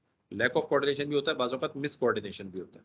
तो मिस कोऑर्डिनेशन भी नहीं होना चाहिए, लैक ऑफ कोऑर्डिनेशन भी नहीं होना चाहिए, प्रॉपर इफेक्टिव कोऑर्डिनेशन और क्लोज कोऑर्डिनेशन होनी चाहिए इन मूवमेंट्स पे। फिर उसके बाद मंसूबा साज सरगर्मी की यकसा समझबूझ जरूरी है। एक ये कि जो कुछ सरगर्मियां तो होती हैं अचानक, कुछ एक्टिविटीज तो होती हैं अचानक, और कुछ एक्टिविटीज होती हैं प्लान्ड, यानी आप प्लान करके एक्टिविटी कर रहे हैं। मिसाल के तौर पे आपको ये पता है कि दोपहर से एक वाकया शुरू हुआ था और 2-3 बजे से ये मसला बना है और शाम के 8 बजे तक ये अगर मसला चल रहा है तो 8 बजे खाना पानी तो पहुंचाना पड़ेगा ना, 5-6 घंटे तक को भूखा प्यासा तो नहीं रह सकता। तो अब खाना और पानी पहुंचाना एक प्लान्ड एक्टिविटी बन गया, क्योंकि ये इतने घंटे के क्राइसिस चलने के बाद आपने इसको प्लान करके इस टाइम पे खाना और पानी पहुंचाया। तो जो प्लान्ड एक्टिविटी है उसमें तो एक जैसी अंडरस्टैंडिंग डेवलप करनी चाहिए। प्लान्ड एक्टिविटी तो अचानक होने वाली तो एक्टिविटी है नहीं, वो प्लान्ड एक्टिविटी है। तो प्लान्ड एक्टिविटी के अंदर एक जो है ना बिल्कुल यकसा समझबूझ, यकसा अंडरस्टैंडिंग वो डेवलप करनी चाहिए। और वो डेवलप किस तरह होती है कि जी तमाम को पहले से कॉन्फिडेंस में लिया गया हो, तमाम टीममेट्स को, तमाम लोगों को, तमाम फोर्स को पहले से कॉन्फिडेंस में लिया गया हो, तमाम को पहले से मैसेज कन्वेड हो कि भाई ये इस तरीके से होगा, ये काम हमने यूं करना है, ये काम हमने यूं करना है, ताकि उनके दरमियान कोई शक शुबा ना रहे, उनमें से किसी को कोई डाउट ना हो कि हमने किस सिचुएशन में क्या करना। फिर उसके बाद महफूज अमल के लिए मुताबिकत पजीर वक्त ज़रूरी है। ये बड़ी इंपॉर्टेंट चीज़ है। कोई भी आप प्लान बना रहे हैं, कोई भी आप स्ट्रेटजी बना रहे हैं, उस स्ट्रेटजी की इम्प्लीमेंटेशन, ये बड़ा ही इम्पॉर्टेंट रोल है, ये बड़ा इम्पॉर्टेंट एस्पेक्ट है। हम प्लान्स बहुत अच्छे बनाते हैं लेकिन उन प्लान्स पे अमल करने में अक्सर नाकाम हो जाते हैं, फेल हो जाते हैं। उसकी वजह यही होती है कि हमारी जो इम्प्लीमेंटेशन की मशीनरी होती है वो अच्छी नहीं होती, या इम्प्लीमेंटेशन का जो सिस्टम होता है वो वीक होता है और उसके ऊपर कोई मॉनिटरिंग नहीं होती। इस वजह से हमारे बहुत अच्छे अच्छे प्लान्स भी फेल हो जाते हैं। तो प्लानिंग अच्छी हो तो बहुत इम्पोर्टेंट, वो तो बहुत इम्पोर्टेंट है और बेसिक चीज़ है, लेकिन उसके आगे जो अमल दरामद है, जो इम्प्लीमेंटेशन है, तो सेफ इम्प्लीमेंटेशन करने के लिए टाइमिंग की सिंक्रोनाइजेशन बहुत ज़रूरी है, वक्त की मुताबिकत पजीर होना बहुत ज़रूरी है। यानी मुताबिकत पजीर वक्त ज़रूरी है का मतलब टाइमिंग सिंक्रोनाइजेशन होनी चाहिए। मिसाल के तौर पे आपने ये कहा कि जी हम यहाँ से, आपने एक प्लान बनाया कि हम इनको खाना और पानी प्रोवाइड करने के बहाने से फ्रंट डोर के ऊपर जाएंगे, वहाँ दरवाज़ा बजाएंगे, वहाँ से ये खाना पानी लेने के लिए आएंगे, हम इन्हें खाना पानी प्रोवाइड करेंगे। इस दौरान बैक साइड पे जो खिड़की है उससे हमारी कमांडो टीम ने एंटर होना है। अब एक तरफ आप खाना पानी पहुंचाने के लिए जा रहे हैं, आप ग़िज़ा पहुंचाने, खुराक पहुंचाने के लिए जा रहे हैं, आप फ्रंट पे हैं, आपकी जो कमांडो टीम है, असॉल्ट टीम है, स्वाट टीम है, वो रेयर पे है, बैक साइड पे है। तो फ्रंट और बैक के दरमियान विजुअल कांटेक्ट तो मुश्किल है, जरूरी तो नहीं है कि विजुअल कांटेक्ट हो, बीच में बिल्डिंग है, बीच में मकान है, बीच में कमरा है, फ्रंट से आप जा रहे हैं, बैक से वो आ रहा है। यहाँ पर टाइमिंग होनी बहुत जरूरी है। आप उनसे कहते हैं ठीक 8 बजे आपने जो है वो, हमने डोर नॉक करना है और जैसे ही डोर खुलेगा आपने वहां से एंटर हो जाना। और मालूम है आपकी और उनकी घड़ी में 5 मिनट का फर्क है, तो आपके 8 5 मिनट पहले बज गए। हमेशा इंपॉर्टेंट ऑपरेशन से पहले घड़ियां मिलाई जाती हैं, आप लोगों को पता होगा इस बात का। अगर नहीं पता तो ये बहुत इंपॉर्टेंट एस्पेक्ट है, इसे हमेशा आइंदा इम्प्लीमेंट करें। इंपॉर्टेंट ऑपरेशन से पहले हमेशा अपनी घड़ियों को मिलाया जाता है, ठीक है। कभी भी ऐसा नहीं होता कि इंपॉर्टेंट ऑपरेशन से पहले घड़ियों को ना मिलाया जाए, घड़ी मिलनी होनी चाहिए। टाइमिंग सिंक्रोनाइजेशन तो जब होगी जब पहले टाइमिंग तो एक जैसी हो। मालूम है आपके पास 8 बज रहे हैं, मेरे पास 8:05 हो रहे हैं, तो हमारी टाइमिंग तो कभी भी नहीं मिल सकती। इसलिए टाइमिंग को सिंक्रोनाइज करने के लिए पहले टाइम को सिंक्रोनाइज करना जरूरी है। टाइम एक जैसा होगा तो फिर टाइमिंग भी सिंक्रोनाइज होगी, और उसके लिए कम्युनिकेशन को इफेक्टिव रखना जरूरी है। जब कम्युनिकेशन इफेक्टिवली स्टैब्लिश होगी दोनों टीम्स के दरमियान, आजकल तो वायरलेस आ गया, वाईफाई आ गया, ब्लूटूथ आ गया, बीसीओ चीजें आ गई हैं कम्युनिकेशन, वो सिर्फ एक वॉकी टॉकी वायरलेस पे तो रही नहीं है। अब तो बहुत सारे मैकेनिज्म है कम्युनिकेशन के। तो आप तमाम टेक्नोलॉजीज को यूज करके कम्युनिकेशन इफेक्टिव रखेंगे तो आपकी जो टाइमिंग की सिंक्रोनाइजेशन है इसका मसला हल हो सकता है, और आपकी टाइमिंग अच्छी सिंक्रोनाइज हो सकती है आपस में। ये था क्रिटिकल एक्टिविटीज के हवाले से। नेक्स्ट पे हम बात करते हैं कि जो हमारी एक तरबियती सरगर्मी के अंदर हम एक पॉइंट सामने रखते हैं कि 2013 का जो इस्लामाबाद का यरगमाली वाकया था, यानी जिसका जिक्र किसी ने शुरू में भी किया था, हमारे किसी पार्टिसिपेंट ने, किसने किया था भला जिक्र? सिकंदर के वाकये का। और मैंने आपको कहा था कि ये हम बाद में आएगा तो इस पर डिटेल में बात करेंगे। तो कौन पार्टिसिपेंट थे हमारे जिसने कहा था कि सिकंदर का वाकया हमारे जहन में आता है? जी सर, ये वाकया मैंने आपसे जिक्र किया था, बहुत पहले वेरी कर दिया था। Very good, very good, very good. ये इस भी पे अच्छी बात होती है कि हम अहेड जा अभी रहे जब हैं। बोल रहे या हैं तो या जी क्या कह सर, रही मैं थी? ये वाकये के बारे में यही बता रही थी कि ना, कि इस तरीके से हमने एक बहुत लंबा टाइम भी देखा था कि इतने घंटे गुजरने के बाद मतलब बातचीत चल रही थी, मुज़ाकरात हो रहे थे, और पहले तो ज़हनों में पता नहीं क्या-क्या आ रहा था कि ये कोई बहुत बड़ा कोई दहशतगर्द है, कुछ है, कोई कोई इसका ग्रुप के साथ ताल्लुक है। और उसने जो सेकंड बात कि सर, उसने अपनी वाइफ को और अपने ही बच्चों को उसने हॉस्टेज किया हुआ था। तो ये बातें ज़हन में आ रही थी। बिल्कुल सही कह रहे हैं। इसी तरह की बात थी कि सिकंदर जो इस्लामाबाद में आ गया था और उसने एक होस्टेज क्राइसिस वहाँ क्रिएट कर दिया था। ये 15 अगस्त 2013 की बात है। उस दिन चूंकि 15 अगस्त का दिन था, तो 14 अगस्त पाकिस्तान का यौम आज़ादी होता है, 15 अगस्त इंडिया में यौम आज़ादी के तौर पे मनाया जाता है। तो बड़ी कयास आराइयाँ सामने आ रही थी कि ये कहीं किसी मुल्क का एजेंट तो नहीं है, ये कहीं पाकिस्तान में किसी एजेंडा के तहत तो ये काम नहीं करवाया जा रहा, कोई और ताकत तो इसके पीछे नहीं है। इस तरह की बहुत सारी चमगुइयाँ भी हो रही थी, कयास आराइयाँ भी हो रही थी। फिर इसको एक्शन को, इस वाक़े को कवर करने के लिए या इसको हैंडल करने के लिए जो स्ट्रेटजी इस्लामाबाद पुलिस अपना रही थी, जिस स्ट्रेटजी को हम बहुत सारा यहाँ पर डिस्कस कर चुके हैं, जिसमें गुफ्तगू होती है, जिसमें बातचीत होती है, जिसमें वेट एंड सी किया जाता है, जिसके अंदर इंगेज किया जाता है, टाइम बाय किया जाता है, वो तमाम चीज़ें उस वक्त हो रही थी। डिमांड्स के ऊपर गौर किया जाता है, उन पे उन डिमांड्स को एड्रेस करने की कोशिश की जाती है। ये तमाम कोशिशें वहाँ हो रही थी। लेकिन चूंकि हम में से बहुत सारे लोगों को ये सिस्टम नहीं पता होता, ये इस ट्रेनिंग से बहुत सारे लोग नहीं गुजरे होते, आज से पहले आप भी इस ट्रेनिंग से नहीं गुजरे थे, तो आपके जहन में भी शक शुबात हो सकते थे। लेकिन इस ट्रेनिंग से गुजरने के बाद आप अगर ऐसी किसी सिचुएशन को देखेंगी तो यकीनन आप समझेंगी कि हाँ, ये ठीक किया जा रहा है। इसी तरीके से टाइम गेन करके इस मैटर को सॉल्व करना चाहिए। जल्दबाजी से नुकसानात भी हो सकते हैं, और खुदा ना खास्ता आपका खुद भी आपके इलाके में अगर ऐसी सिचुएशन होती है तो आप भी उसको हैंडल करते हुए इन तमाम फैक्टर्स का हमें पूरी उम्मीद है इंशाल्लाह के ख्याल रखेंगे। 2013 का इस्लामाबाद यरगमाली वाकया याद करें और चैट बॉक्स में इंतहाई अहम सरगर्मियां बताएं जो इस वाक़े को मजीद बेहतर अंदाज में हल करने में मददगार हो सकती थी। मुख्तलिफ उन नौ जवाबात पर बहस करें। चैट बॉक्स में या बाद में व्हाट्सएप ग्रुप के ऊपर आप मैसेज कर सकती हैं कि इस्लामाबाद के अंदर ये जो उसका वाकया हुआ था सिकंदर का, इसके अंदर अहम सरगर्मियां यानी क्रिटिकल एक्टिविटीज कौन सी हो सकती थी, कौन कौन से अहम कदम उठाए जा सकते थे, किस किस अहम इंस्टेंट पे, किस किस अहम मौके के ऊपर, किस किस अहम लम्हे के ऊपर क्या कदम उठाया जा सकता था। इसके ऊपर आराम से सोच समझ के, कोई जल्दी नहीं कि फौरन अभी जवाब देना है, आराम से सोच समझ के कल तक और उसके बाद भी आप इसके ऊपर अपना जवाब तैयार कर सकती हैं, और जब भी आपका जवाब आएगा वो एक्सेप्टेबल होगा till the end of this course, कोई इशू नहीं। Next slide please.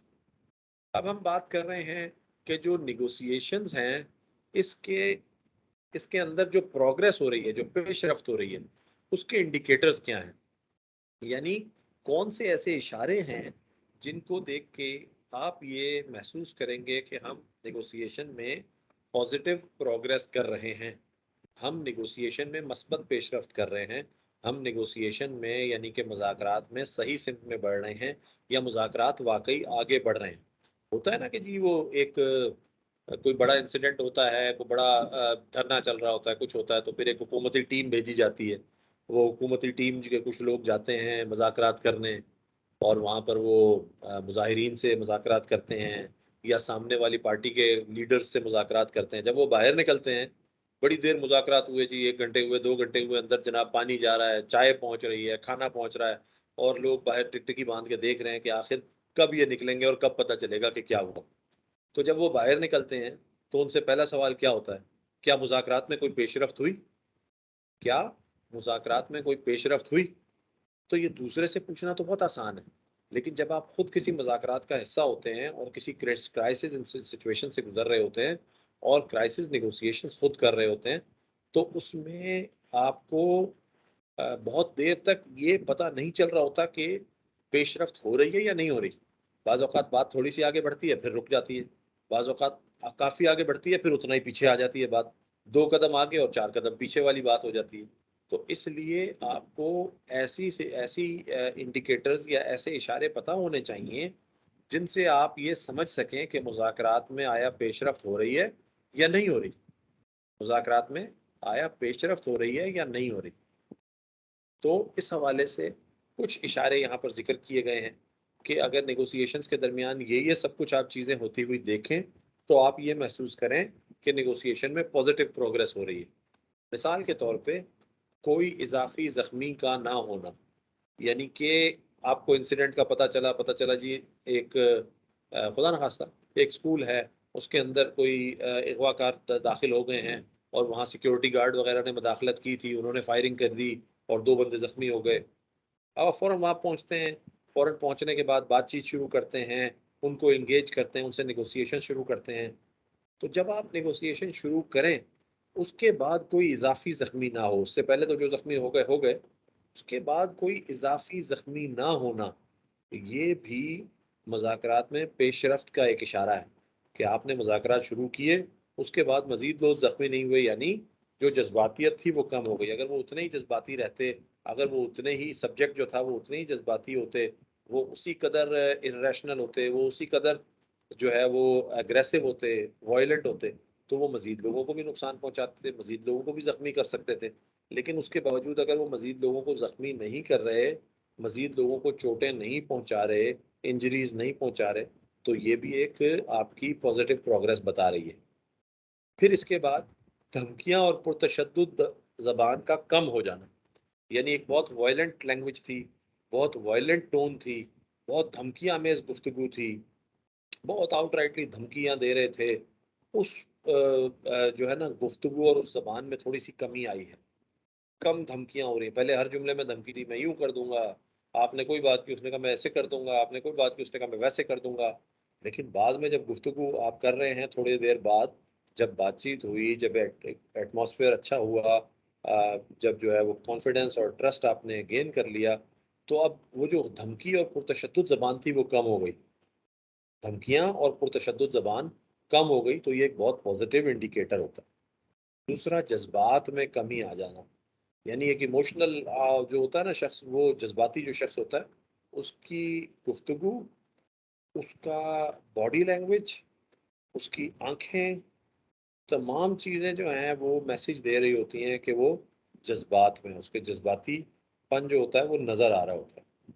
और अगर अपेरेंटली बिल्कुल नज़र आने में किसी के जज्बातियत में कमी वाक़ हो, जज्बातीपन में कमी वाक़ हो, तो ये भी एक तरह से मुज़ाकरात में पेशरफ्त होती है, पॉज़िटिव पेशरफ्त है, यानी आप सही सिमत में जा रहे हैं क्योंकि सामने वाले के जज़्बात कम होते हुए नज़र आ रहे हैं। और माकूलियत में, जब मैंने कहा जज़्बात कम होते हैं तो माकूलियत बढ़ती है, इमोशनैलिटी कम होती है, रैशनैलिटी बढ़ती है।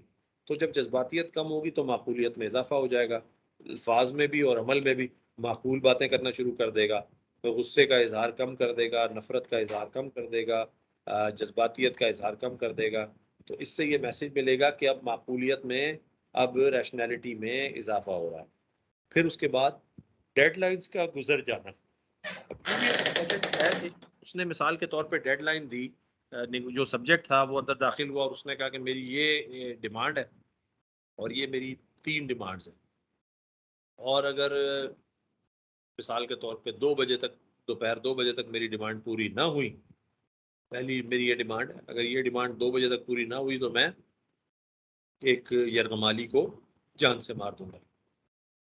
अब उसका ये कहना आपके लिए बहुत भारी है, बहुत टेंशन है इस बात में बड़ा प्रेशर है, लेकिन आप जब बातचीत करते हैं, जब गुफ्तगू करते हैं, जब उसका ट्रस्ट गेन करते हैं, तो आप ये देखते हैं कि 2 बज गए, 2:30 बज गए, 3 बज गए, लेकिन इसने किसी यरगमाली को तो नुकसान नहीं पहुंचाया। तो डेडलाइंस का गुजर जाना खैर व आफियत के साथ, यानी डेडलाइंस के गुजरने पे कोई बड़ा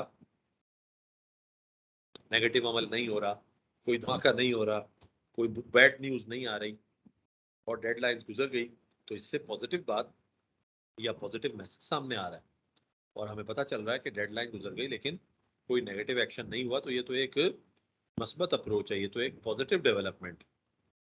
फिर इसी तरीके से बारगेनिंग या भावताव करने की ख्वाहिश का इजहार करना, कि आप जब बातचीत करते थे पहले जब आपने उस सब्जेक्ट से बात शुरू की, आपने उसे कहा कि देखो आपकी डिमांड जो हैं ये बहुत ज्यादा हैं, इतना नहीं हो सकता, हम आपसे बातचीत करते हैं, कोई रास्ता निकालते हैं। वो कहता मुझे कोई रास्ता नहीं सुनना, मैं अभी इनको गोली मार दूंगा अगर ऐसी बात हुई।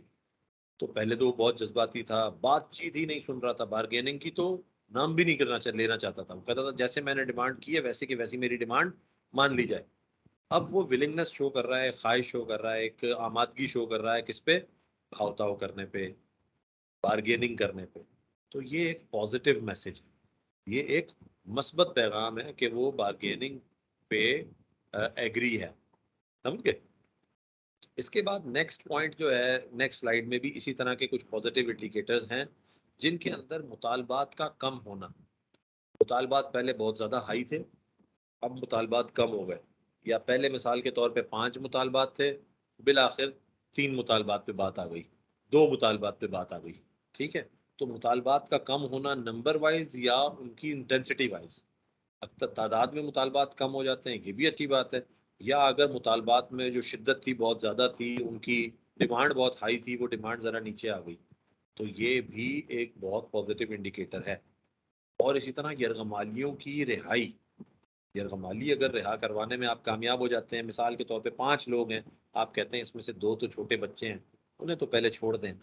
2 छोटे बच्चे हैं, उन्होंने आपका क्या बिगाड़ा, उन्हें आप छोड़ दें, फिर भी आपके पास 3 लोग हैं, आपसे बातचीत जारी रहेगी, और आपके कहने पे वो इस तरह कन्विंस हो जाता है कि 2 बच्चों को छोड़ देता है। तो यरगमालियों की जो रिहाई है ये बहुत ही पॉजिटिव इंडिकेटर है, इससे पता चलेगा कि आपके मुज़ाकरात बिल्कुल सही सिमत में जा रहे हैं, पॉजिटिव सिमत में जा रहे हैं। इसी तरीके से मुज़ाकरात कार के साथ ताल्लुक उस्तवार करना, यानी कि जो निगोशिएटर है उसके और सब्जेक्ट के दरमियान एक ताल्लुक पैदा हो जाए, एक रैपो बिल्ड हो जाए, एक ट्रस्ट बिल्ड हो जाए, तो ये भी एक पॉजिटिव इंडिकेटर है। ट्रस्ट बिल्ड हो जाएगा तो वो नजर तो नहीं आता, को फिजिकली ट्रस्ट बिल्ड होता हुआ नजर तो नहीं आता कि 2 लोगों के दरमियान जनाब कोई ट्रस्ट बिल्ड हो गया, तो वो कोई फिजिकल कोई ब्रिज बन गया नजर आ रहा है दरमियान में, ऐसा नहीं है। लेकिन गुफ्तगू से पता चलता है कि ट्रस्ट एक दूसरे पर किया जा रहा है, एक दूसरे की बात पर यकीन किया जा रहा है, इसे ट्रस्ट बिल्ड होना कहते हैं, ताल्लुक इस्तवार होना कहते हैं। तो ताल्लुक इस्तवार हो जाना ये भी एक बहुत पॉजिटिव पेशरफ्त है, मस्बत पेशरफ्त है। इसी तरीके से हथियार डालने के अमल की गुफ्तगू करना, सिर्फ गुफ्तगू करना ही बहुत बड़ी बात है। हथियार डालना तो खैर अल्टीमेट चीज़ है, लेकिन हथियार डालने के बारे में गुफ्तगू करना भी बहुत बड़ी बात है। वरना मैंने आपको जैसे अभी कहा था, शुरू होता है जब क्राइसिस सिचुएशन, उस वक्त तो आप हथियार डालने की बात ही नहीं कर सकते। आप बात करें कि आप हथियार डाल दो, खुद को कानून के हवाले कर दो, वो नहीं, ऐसा नहीं हो सकता, मैं अपनी जान ले लूंगा और मैं सबकी जान ले लूंगा, अपनी जान दे दूंगा, लेकिन ये नहीं करूंगा। तो शुरू में तो ये गुफ्तगू है, लेकिन बाद में थोड़ी देर बाद कुछ वक्त गुजरता है, एक्सपेक्टेशंस कम होती हैं, डिमांड्स कम होती हैं, रियलाइजेशन बढ़ती है, और फिर आप हथियार डालने की गुफ्तगू करते हैं, तो वो गुफ्तगू सुन रहा है और उस गुफ्तगू में शामिल हो गया है, तो आप महसूस करेंगे कि सब्जेक्ट अगर हथियार डालने की गुफ्तगू पर आमादा है या वो हथियार डालने की गुफ्तगू कर रहा है, इससे पता चल जाता है कि वो पॉजिटिव सिम्त में आपकी नेगोशिएशंस जा रही हैं, आपकी जो नेगोशिएशन है वो पॉजिटिव सिम्त में जा रही है, उनमें प्रोग्रेस हो रही है। बिल्कुल इसी तरीके से यरगमालियों के बारे में मस्बत बयानात देना, यानी जो होस्टेजेस हैं उनके बारे में पॉजिटिव बात करना। मिसाल के तौर पे आपने होस्टेज की बात की और होस्टेज के हवाले से आपने कहा, जैसे अगला जुमला लिखा है कि मुतासिर की फलाह व बहबूद, वेलफेयर का ख्याल करना। तो पॉजिटिव स्टेटमेंट या वेलफेयर का ख्याल करना ये बहुत बड़ी बात है, यानी कि जिन लोगों को यरगमाल बनाया हुआ है उन्हीं की वेलफेयर की भी फिक्र होना कि जी वो बीमार हैं, आप कहते हैं जी हाँ कुछ इनके जो आपने यरगमाल बनाया हमें पता लगा इनमें कुछ लोग बीमार हैं, किसी को शुगर है या ब्लड प्रेशर है या फलाना मर्ज है और उसे फौरी तौर पे दवाई देनी है वरना उसकी सेहत बिगड़ जाएगी। तो वो कहता है ठीक है आप दवाई दें, हम उनको दवाई दे देंगे। तो ये एक वेलफेयर के बारे में आपकी एक सोच नज़र आ रही है और सामने वो वेलफेयर के बारे में सोच रहा है या उसको एक्सेप्ट कर रहा है आपकी रिक्वेस्ट को, जो कि वेलफेयर ऑफ दी विक्टिम के बारे में है। विक्टिम की वेलफेयर के बारे में जो बात है अगर उसे एक्सेप्ट कर रहा है तो ये बहुत अच्छी डेवलपमेंट है, बड़ी मस्बत पेशरफ्त है और इसको आपको होल हार्टेडली एक्सेप्ट करना चाहिए, खुश होना चाहिए कि ये अच्छा सिमत में आप जा रहे हैं और आपको कंटिन्यू करना चाहिए अपने अच्छे सिमत के सफ़र को। इसके बाद नेक्स्ट जो स्लाइड है वो हाई रिस्क के बारे में बताएगी। पहले हम तरबियती सरगर्मी का जिक्र कर लेते हैं। तरबियती सरगर्मी क्या है, एक्टिविटी क्या है कि 2021 का तहरीक लब्बैक पाकिस्तान का पुलिस यरगमाली वाक़या याद करें और चैट बॉक्स में मुज़ाकराती पेशरफ्त के इशारे बताएं। 2021 के अंदर आप सबको पता है कि तहरीक लब्बैक पाकिस्तान ने पाकिस्तान के मुख्तलिफ इलाकों में जो है वो जुलूस निकाले, धरने दिए और बहुत बड़े बड़े मुजाहिरे किए और इस दौरान पुलिस से उनकी बहुत सी जगह पर मुठभेड़ हुई, बहुत सी जगह पुलिस के साथ क्लैशेस हुए, बहुत सी जगह पुलिस के साथ टकराव हुआ। यहाँ तक कि लाहौर के अंदर और पंजाब के लाहौर से मुत्तसिल कुछ अजला में पुलिस वालों को यरगमाल भी बना लिया गया था। तहरीक लब्बैक वालों की जानिब से कुछ पुलिस ऑफिसर्स को यरगमाल भी बना लिया गया था। कांस्टेबल से लेके सीनियर अफसर तक के लोगों के बारे में खबरें आई कि उन्हें यरगमाल बना लिया गया। तो 2021 के इस वाक़े में जो तहरीक लब्बैक का के धरने थे या उनके जुलूस वगैरह थे उसमें पुलिस यरगमाली वाक़या कि पुलिस को जो यरगमाल बना लिया गया और उसमें इस वाक़े में अगर आप इसको याद करें यानी इसको विजुअलाइज करें, इसके हवाले से सोचें और चैट बॉक्स में मुज़ाकराती पेशरफ्त के इशारिये बताएं। यानी कि ऐसी जब पुलिस वाले यरगमाल बना लिए गए, अब जाहिर है पुलिस की और उनकी इंतज़ामिया के दरमियान मुज़ाकरात शुरू हो जाएंगे। तो उन मुज़ाकरात में जो मस्बत पेशरफ्त के इशारे हैं वो कौन से होंगे? जैसे अभी हमने आपको कोई 8-10 इशारे बताए कि ये इशारे मस्बत पेशरफ्त के इशारे हैं, मज़ीद किसी को इंजर्ड ना होना और उनकी वेलफेयर का ख्याल करना, उनमें से किसी को रिलीज़ कर देना वगैरह वगैरह, ये तमाम मस्बत इशारे हैं। इस तरह के मस्बत इशारे इस सिचुएशन 2021 की तहरीक लब्बैक की सिचुएशन में कौन से हो सकते हैं? इस पे हैंड रेज किया है मेरा ख्याल शबाना ने, आप बताएं कि क्या हो सकता है इसमें। जी सर, मैं इसी हवाले से एक बात करना चाहूँगी कि जब हम मुज़ाकरा शुरू करते हैं, ऐसे सडनली जो फर्स्ट में हुआ था तहरीक लब्बैक का, इसके बारे में सुनने में भी आया था कि कुछ कमिटमेंट किए थे गवर्नमेंट ने और उस पे इम्प्लीमेंट नहीं किया, तो वो जो है और ज़्यादा ही वो जुनून में आ गए थे और जो है फिर ज़्यादा नुकसान पहुँचाने लगे थे। तो सर मेरा सवाल ये था कि क्या ऐसी सडनली सिचुएशन थी जैसे तहरीक लब्बैक वालों की, ऐसे ही जब ऐसे अचानक वाक़यात हो जाते हैं, तो क्या सर उस सिचुएशन में जल्दबाज़ी में या फिर कोई डिसीज़न लेना चाहिए, हर बात में उनको उनकी बात पे हामी भरनी चाहिए? तो क्या उन लोगों को उस टाइम पे जो वो इस हालात कंट्रोल करने के लिए उनकी हाँ में हाँ मिलानी चाहिए सर? इसमें थोड़ा-सा आपसे राय लेना चाहूँगी। बहुत अच्छा सवाल है शबाना, बहुत ही अच्छा सवाल है कि क्या ऐसी सिचुएशन के जिसमें हम मुश्किल में हो, हमारे लोग यरगमाल बना लिए गए हों, उनको नुकसान पहुंचने का डर हो, तो ऐसे में सामने वाले के तमाम जो भी उनके मुतालबात हों उन पे हाँ करते रहें या ना? इस बारे में आपने सवाल पूछा है, बहुत ही मज़े का सवाल है, बहुत ही इंटरेस्टिंग क्वेश्चन है अगर इसको देखें। ऐसी सिचुएशन के अंदर बाज़ औक़ात दिल तो ये करता है कि जो कुछ कह रहे हैं फ़िलहाल मान लो और अपने लोगों को किसी तरह छुड़ा लो, फिर देखेंगे। लेकिन मैं आपको बताऊं कि इस तरह आंखें बंद करके चीज़ें मान लेना भी अच्छा नहीं होता। उसकी वजह ये है कि आपने खुद ही कहा कि पहले उनसे कुछ कमिटमेंट्स की गई थी, फिर वो कमिटमेंट्स पूरी नहीं की गई तो वो दोबारा और ज़्यादा शिद्दत से निकल कर आए और ज़्यादा संगीन तरीके से वो लोग सड़कों पर आए और एहतजाज किया। सो मुतालबात मानने में जल्दबाजी भी नहीं करनी चाहिए। सबसे पहले एंश्योर ये करना चाहिए कि अपने लोगों की वेलफेयर और सेफ्टी, जो लोग वहाँ वो बन गए हैं, होस्टेज बन गए हैं, यरगमाली बना लिए गए हैं, उनकी वेलफेयर और सेफ्टी सबसे पहले इंश्योर करनी चाहिए। और अगर उसके लिए वक्ती तौर पर उनका कोई मुतालबा मानना पड़ रहा है, सिर्फ हाँ करने को नहीं कह रहा, मानने की बात कर रहा हूँ, अगर मानना भी पड़ रहा है तो अपने लोगों की जान बचाने के लिए अगर उनके किसी बंदे को रिहा करना पड़ता है तो कोई इतना मुश्किल काम नहीं है, क्योंकि हमारे लोगों की जान बहुत कीमती है। जिसको हम रिहा कर रहे हैं उसे तो हमने पहले भी गिरफ्तार ही किया था ना, हम दोबारा भी गिरफ्तार कर सकते हैं, हमारे लिए तो कोई मसला नहीं है। हम तो आज भी पुलिस थे, कल भी पुलिस है इंशाल्लाह। ठीक है, वो हम अक्सर, मैं जब लॉ एंड ऑर्डर सिचुएशन होती है तो अक्सर एक जुमला कहता हूँ कि एक दिन आज आपका है, 364 दिन फिर हम पुलिस हैं। आज का एक दिन आपका है, 364 दिन है साल में अभी हमारे पास, फिर मिलेंगे। इसलिए फिर बातचीत जो होती है ना, वो जब आप इन टर्म्स के ऊपर करते हैं और बताते हैं सामने वाले को कि हम आपकी बात मान रहे हैं, लेकिन जाहिर है हम मौजूद हैं, हम इधर ही हैं, we are here to stay, situation बाद में भी बनेगी, बाद में भी देखेंगे।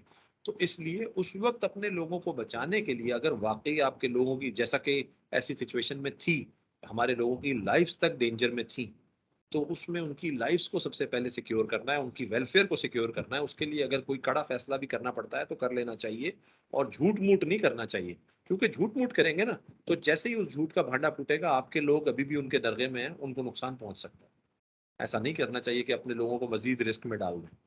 फिर ऐसे मौके पे कड़ा डिसीजन करें, उस पर स्टैंड करें, एज अ कमांडर उसके ऊपर स्टैंड करें, ये करना चाहिए। हाँ, एक चीज जो और है कि बाज़ औक़ात बहुत से मुतालबात हमारे अपने पहुंच से ऊपर होते हैं, तो उन पे फिर हमें बातचीत करनी चाहिए, बातचीत के लिए वक्त लेना चाहिए, लेकिन अश्योरेंसेस के साथ। देखें, आप इसको नुकसान नहीं पहुंचाएंगे, हम अथॉरिटीज तक आपकी बात पहुंचा रहे हैं, जो आपने कहा है वो हमारे बस का नहीं है, लेकिन हम पूरी कोशिश करेंगे और हम आपकी बात पहुंचा रहे हैं। लेकिन शर्त हमारी है कि हमारे लोगों को नुकसान नहीं पहुंचना चाहिए, हमारे लोगों को किसी किस्म की परेशानी नहीं होनी चाहिए, उनकी वेलफेयर का आपको ख्याल सबसे पहले रखना है। अगर आपके लोग कुछ देर के लिए कहीं यरगमाली हैं और आप बातचीत कर रहे हैं, बजाय एकदम से एक्शन करके, अटैक करके उन्हें निकलवाने के, आप बातचीत कर रहे हैं, तो ये कोई कमजोरी थोड़ी है। आपको सिचुएशन का अंदाजा है, आपको पता है कि सामने कई सौ लोग हैं, एकदम अगर हम घुसेंगे, एकदम अगर हम अटैक करेंगे तो बहुत सारे लोगों की जानों को नुकसान पहुंच सकता है, खुद हमारे लोगों की जानों को भी नुकसान पहुंच सकता है, बाद में इसकी भी जवाबदेही है। तो अपने लोग सिक्योर हो गए, अपने लोगों की जानों की सेफ्टी हो गई, अपने लोगों की वेलफेयर इंश्योर हो गई, तो हम बातचीत कर सकते हैं, कोई हर्ज नहीं है बातचीत करने में, टाइम लेने में। इस तरह हमें इस बात पे आगे चलना चाहिए। तो ये जो 2021 का तहरीक लब्बैक का यरगमाली वाकया है, इस हवाले से भी आप लोग अपनी ऑब्जर्वेशंस बनाएं, उनको पेपर पर लिखें, उसे अपलोड कर दें ग्रुप के ऊपर, चैट के ज़रिए, व्हाट्सएप के ज़रिए या मैसेजेस के ज़रिए वो आप शेयर करें। और उसमें भी हम आपको ये नहीं कहते कि फौरी तौर पे या कोई जल्दबाजी है उसमें, या आप आज भी कर सकते हैं, ये लेटर ऑन भी कर सकते हैं, लेकिन ये एक एक्टिविटी है जिसको आपने करना है। इस एक्टिविटी से आप गुजरेंगे तो आप कई नई चीज़ें इसमें सीखेंगे। हम आगे चलते हैं। इस मौजू पे आप ज़रूर अपनी ऑब्जर्वेशंस शेयर कर लीजिएगा लेटर ऑन, और ताकि हम उसको एड्रेस कर सकें।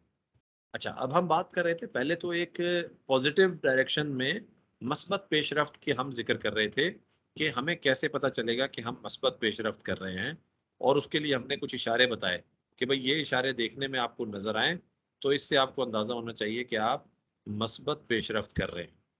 अच्छा, अब इसका ऑपोजिट सिचुएशन के बारे में सोचना है कि आपके पास इंतहाई खतरे के इशारे कौन से हैं। यानी एक तो थे वो इशारे जिनसे हमें पता है कि हाँ हम सही सिम्त में जा रहे हैं, हम पॉजिटिव सिम्त में जा रहे हैं, हमारे मुज़ाकरात कामयाब होते हुए नजर आ रहे हैं, या मुज़ाकरात कम से कम आगे बढ़ते हुए नजर आ रहे हैं, और हमें इसी लाइन पे काम जारी रखना चाहिए। इसी के ऑपोजिट ऐसी सिचुएशन जहां इंतहाई खतरा है, यानी कुछ ऐसे इशारे आपको समझने चाहिए कि अगर ये इशारे सामने आ जाएं तो फिर आपको समझ जाना चाहिए कि अब इंतहाई खतरा है, अब आपको अपनी हिकमत अमली चेंज करनी होगी, या मजीद कोई और चीज ट्राई करनी होगी, मुख्तलिफ ऑप्शंस पे गौर करना होगा। वो इशारे कौन से हैं जिन पे आपको इंतहाई खतरा महसूस करना चाहिए?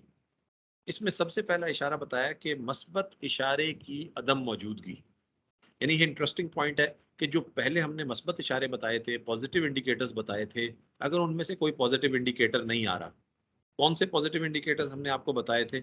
ये बताया था कि जी मजीद कोई जख्मी नहीं हो रहा, या धमकियां और पुरतशद्दुद ज़बान में कमी आ गई है, जज्बात में कमी आ गई है, माकूलियत अक्ल व शऊर में इजाफा हो गया है, डेडलाइंस गुजर रही हैं लेकिन कोई नुकसान नहीं हो रहा, और बारगेनिंग की ख्वाहिश सामने आ रही है, या फिर मुतालबात कम हो रहे हैं, यरगमाली रिहा हो रहे हैं, मुज़ाकरात कार के सामने के साथ ताल्लुकात इस्तवार हो रहे हैं, यहाँ तक के सरेंडर के बारे में भी गुफ्तगू हो रही है, और यरगमालियों या मुतासरीन की फलाह बहबूद की, उनकी वेलफेयर की बात हो रही है, तो ये बड़े पॉजिटिव इशारे हैं। लेकिन अगर इन पॉजिटिव इशारों की अदम मौजूदगी है, यानी आप मुज़ाकरात कर रहे हैं, आप बातचीत कर रहे हैं, वक्त गुजर रहा है, लेकिन इनमें से कोई भी पॉजिटिव इशारा नहीं आ रहा, या इस तरह का और भी कोई पॉजिटिव इशारा नहीं आ रहा, तो ये बड़ी डेंजरस बात है। इसी तरीके से बढ़ते हुए जज्बात और पुरतशद्दुद लबो लहजा या अमल के साथ, यानी कि जज्बात ज्यादा बढ़ रहे हैं और बातचीत या अमल के अंदर वायलेंस नजर आ रही है, गुफ्तगू में वायलेंस नजर आ रही है, या एक्शंस में वायलेंस नजर आ रही है। गुफ्तगू में वायलेंस क्या है कि जी बातों में बहुत ज्यादा जो है वो वायलेंट अंदाज इख्तियार किया जाए कि मैं इसे जान से मार दूंगा, मैं नुकसान पहुंचा दूंगा, मैं ये कर दूंगा, ये है गुफ्तगू के अंदर। और अमल के अंदर वायलेंस ये है कि जाहिर है वहाँ जो यरगमाली बनाए हुए हैं उनके ऊपर वायलेंस शुरू कर दी जाए, उनके साथ मार धाड़ शुरू कर दी जाए, उन्हें नुकसान या चोट पहुंचाना, उन्हें अजियत पहुंचाना शुरू कर दिया जाए, टॉर्चर करना शुरू कर दिया जाए, तो ये पुरतशद्दुद लबो लहजा या अमल में आ जाएगा, और ये बड़ा डेंजरस इशारा है। इसी तरीके से तमाम फरीकैन के लिए बढ़ते हुए खतरात की निशानदही कर सकता है। यानी कि मैसेज यहाँ पर यह देने की कोशिश की जा रही है कि अगर इस तरह का वायलेंट रवैया बढ़ रहा है, तो ये बता रहा है कि तमाम जो है वो पार्टीज हैं, उनके लिए रिस्क बढ़ रहा है, उनके लिए खतरा बढ़ रहा है, उनके लिए खदशात बढ़ रहे हैं, और अब तमाम को सीरियसली सोचना चाहिए कि इस मसले का क्या हल निकालना है। जो कोशिश हम कर रहे हैं उससे सिमत सही नहीं बन रही। फिर वाज़ेह धमकियां या मुतासरीन को हकीकत में चोट पहुंचाना, ज़रब पहुंचाना, नुकसान पहुंचाना। मिसाल के तौर पे वो ये कहे कि अब आपने मेरी बात नहीं मानी, अगर मेरी बात नहीं मानी गई तो मैं यरगमाली को जो है वो ये फला नुकसान पहुंचा दूंगा, ठीक है। और वो एक्चुअल ये वाज़ेह धमकी तो उसने दी, लेकिन साथ ही साथ उसने इस पे अमल भी कर लिया, और मुतासरीन या यरगमाली जो हैं उन्हें एक्चुअली जो है वो नुकसान पहुंचाना शुरू कर दिया, टॉर्चर करना शुरू कर दिया, तो ये बहुत ही रिस्क की वाली बात है, खतरे वाली बात। इसी तरीके से कोई ठोस मुतालबा ना होना, एक तो ये कि पहले ठोस मुतालबात किए जाते हैं, बातचीत की जाती है, अब कोई मुतालबा होगा तो आपके पास बातचीत करने का भी जवाब बनेगा, आप उस मुतालबात की बेस पे बारगेन करेंगे। हमने आपसे शुरू में बताया था कि इंस्ट्रूमेंटल सिचुएशन के अंदर पुलिस के उस सिचुएशन को कंट्रोल करने के लिए पुलिस के पास काफी चांसेस मौजूद होते हैं, जिसकी वजह ये होती है एक्चुअली कि पुलिस चूंकि ऐसी सिचुएशन में होती है कि जहां पुलिस को नजर आ रहा होता है कि कोई डिमांड्स हमारे सामने हैं, तो उन डिमांड्स को फुलफिल करने के लिए पुलिस लेवरेज ले रही होती है, कहती है मैं तुम्हारी डिमांड्स पे काम कर रहे हूँ, हम लोग तुम्हारी डिमांड्स पे काम कर रहे हैं, और तुम हमारी बात सुनो, तुम हमारी बात को समझो। तो चूंकि जो सब्जेक्ट है उसको अपनी डिमांड्स के ऊपर बहुत ज्यादा फोकस होता है, उसकी सारी तवज्जो अपनी डिमांड्स पे होती है, तो उसे अपनी डिमांड्स पूरी करने का लालच महसूस होता है, तो वो आपकी बात मानने लगता है। लेकिन अगर कोई ठोस मुतालबात ही ना हो, अगर कोई सब्सटेंटिव डिमांड्स ही ना हो, अगर कोई खास डिमांड्स ही ना हो, तो फिर आप किस चीज के ऊपर बार्गेन करेंगे, आप किस चीज के ऊपर प्ले करेंगे? आपके पास जो प्ले करने वाला टूल था, जो लेवरेज करने वाला टूल था, हासिल करने वाला टूल था, लेवरेज हासिल करने वाला, वो टूल तो डिमांड्स थी। अब तो डिमांड्स ही नहीं है, तो आप टाइम कैसे बाय करेंगे, आप किस चीज के ऊपर बार्गेन करेंगे? आपके पास बार्गेन करने को कुछ नहीं बचता। इसलिए कोई सब्सटेंटिव डिमांड्स का ना होना ये बहुत ही डेंजरस और बहुत ही हाई रिस्क इंसिडेंट होता है या इंडिकेटर होता है। फिर इसी तरीके से फरार का कोई मुतालबा ना करना। देखें, ये बात मैंने पहले भी कही थी कि इंसान की जो इंस्टिंक्ट है, सबसे इंपॉर्टेंट, सबसे जो उसकी अहम तरीन इंस्टिंक्ट है, वो जिंदगी बचाने की है। अपनी जिंदगी को बचाने के लिए इंसान कुछ भी कर सकता है, और यही जिंदगी को बचाने का जो अमल है या उसकी इंस्टिंक्ट इंसान के अंदर जो मौजूद है, इसी की बेस पे आप सब्जेक्ट को काफ़ी हद तक मैनूवर कर सकता है, क्योंकि उसे अपनी ज़िंदगी बचाने के लिए अगर कुछ करना पड़ेगा तो वो कर लेगा। अगर आप ये यकीन दिलाने में कामयाब हो जाएं कि भाई तुम्हारी ज़िंदगी बख्श दी जाएगी, तो शायद वो हथियार भी डाल दे। आप ये यकीन दिलाने पे कामयाब हो जाएं कि तुम लोगों को छोड़ दो, तुम्हारी जान बख्श दी जाएगी, तो शायद वो यरगमालियों को भी छोड़ दे। लेकिन जब एक शख्स को फरार का कोई मुतालबा ही नहीं कर रहा आपसे, जब कोई आपसे फरार का मुतालबा ही नहीं कर रहा, तो आपको परेशान हो जाना चाहिए कि भाई ये फरार करने के बारे में सीरियस क्यों नहीं है, या यहाँ से जाने के बारे में, जिंदा निकलने के बारे में सीरियस क्यों नहीं है। और इसका जवाब अगले पॉइंट में लिखा है कि खुदकुशी के इशारे, वो सुइसाइड की इंडिकेटर्स देना शुरू कर देता है। वो ऐसे इशारे देना शुरू कर देता है जिसमें वो अपनी जान को भी की भी परवाह नहीं कर रहा, अपनी जान भी लेने पे तुल गया है। तो ऐसा शख्स जो अपनी जान लेने आया हुआ हो, उसके साथ तो डील करना बहुत ही मुश्किल काम, क्योंकि एक ही तो डर है जो आप उसे, जो अल्टीमेट डर है वो तो ये है कि भाई तेरी जान चली जाएगी। जब उसका वो डर ही खत्म हो गया, जब वो अपनी जान से ही बेखौफ हो गया, तो बाकी कौन सा खौफ है जो उसको दिलाया जा सकेगा। तो आपके पास लेवरेज करने के लिए लेवरेज बहुत कम रह जाती है, गुंजाइश बहुत कम रह जाती है। हाँ, ऐसे में भी समझदार पुलिस ऑफिसर्स कुछ ना कुछ ढूंढ लेते हैं, ऐसे में भी समझदार पुलिस ऑफिसर्स कुछ ना कुछ ढूंढ लेते हैं। और यहाँ मैं जिस तरफ इशारा कर रहा हूँ वो होता है फैमिली, वो होते हैं इंसान के स्टेक्स। अपनी जात से बढ़ के भी कुछ लोगों के स्टेक्स होते हैं, उनकी फैमिली होती है, उनके लव्ड वंस होते हैं, या उनका कॉज होता है, उनका मजहब होता है, किसी की जबान होती है, किसी की नस्ल होती है, किसी का इलाकाई ताल्लुक होता है। ये तमाम चीजें बाज़ औक़ात लोगों की इतना ज्यादा सेंसिटिव और टची पॉइंट्स होते हैं कि आप इनको टच करें तो वो उनकी जान से ज्यादा कीमती उनको ये पॉइंट्स होते हैं।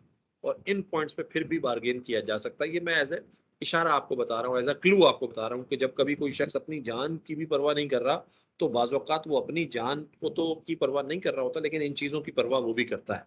इनमें से किसी ना किसी चीज की परवाह उसे होती है। You just have to find that weak point जिस पे आप उसे एक्सप्लॉइट कर सकें।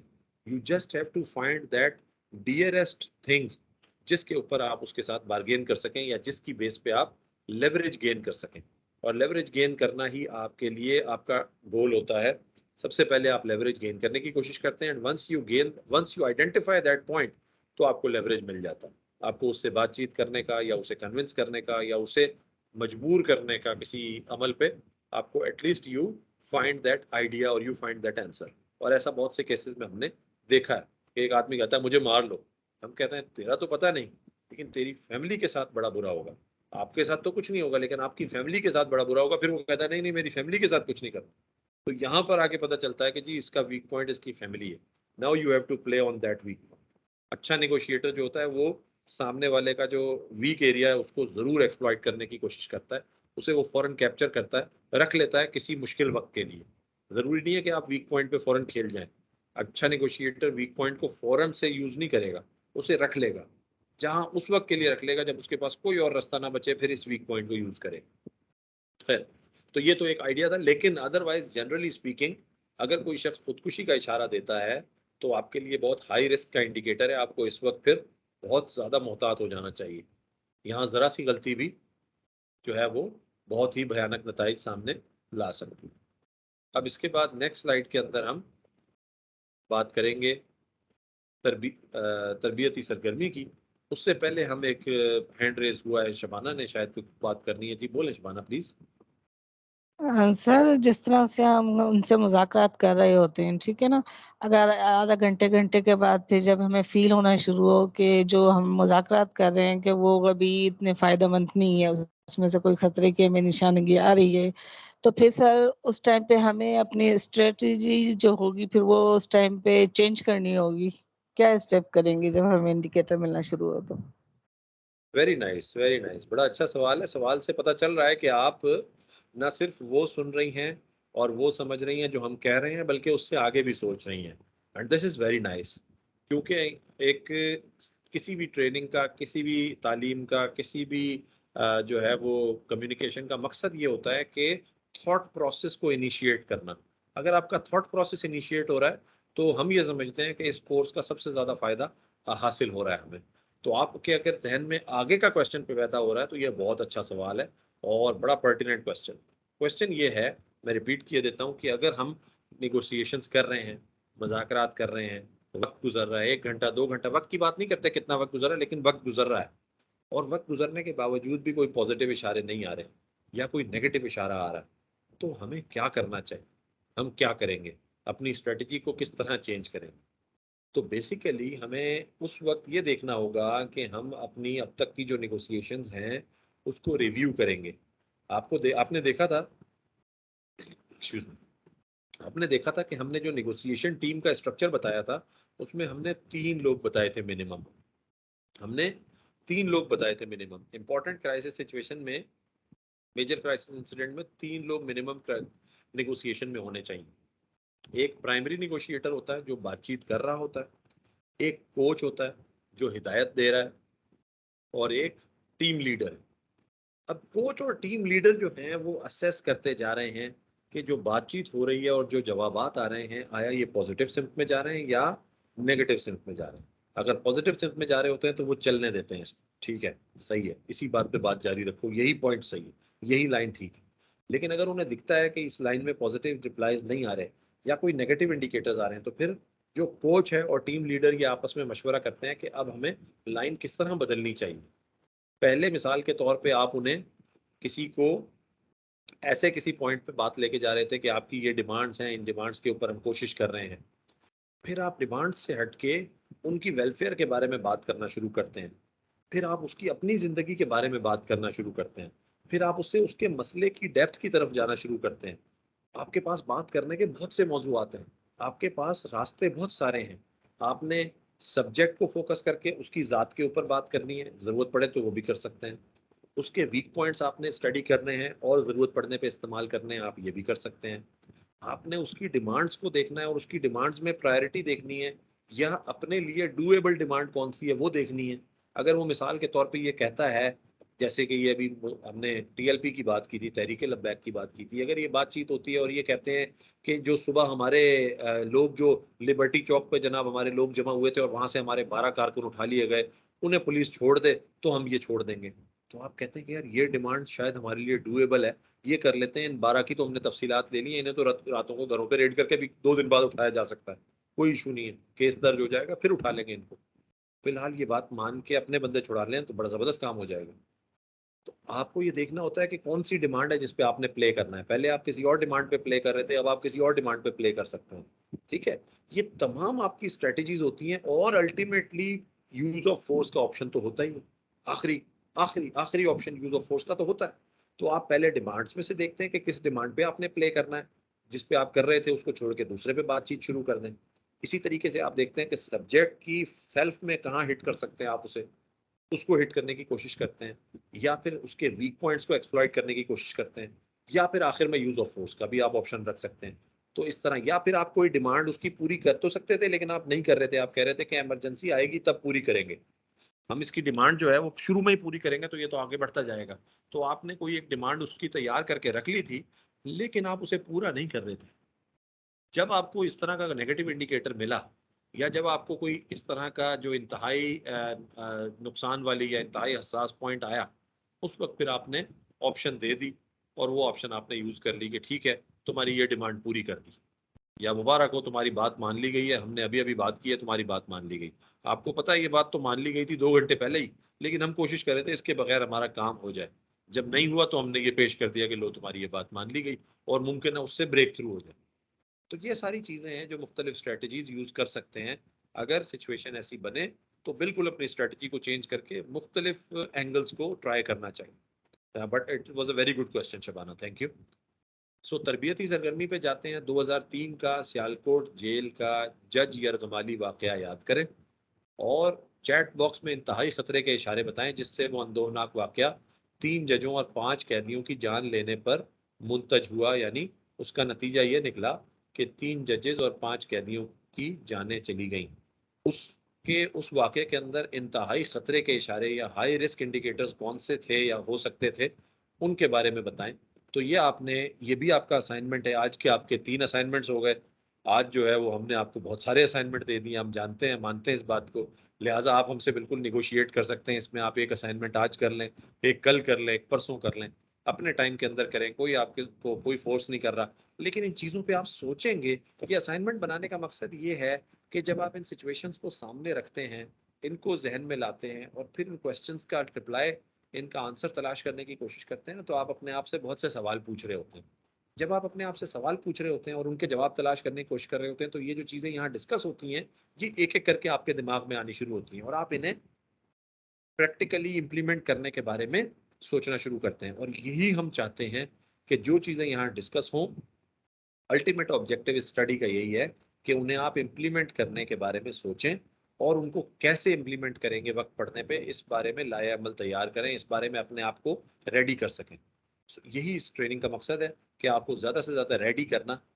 कल को खुदा ना खास्ता कोई क्राइसिस सिचुएशन सामने आती है और आपको वो हैंडल करनी पड़ती है, तो you should be ready, you should be well equipped, you should be you should not be blank कि मैंने क्या करना है मुझे पता ही नहीं। आपको पता होना चाहिए कि मैंने ये काम करने हैं और आप बाकी मौजूद लोगों से एक बेहतर पोजीशन में हो उस सिचुएशन को हैंडल करने के लिए, जो कि आप इंशाल्लाह होंगे। जिस तरह का आपका पार्टिसिपेशन नजर आ रहा है, जिस तरह आप तमाम पार्टिसिपेंट्स के बड़े पॉजिटिव रिप्लाईज नजर आ रहे हैं या बड़े अच्छे और इंटेलिजेंट क्वेश्चंस नजर आ रहे हैं, मुझे लगता है और मुझे पूरी उम्मीद है इंशाल्लाह कि ऐसी की सिचुएशन अगर बनती है तो दिस बैच या these participants would be in a better position, in a much better position to handle that as compare to दोस्त जिन्होंने ये सेशन अटेंड ना किया हो।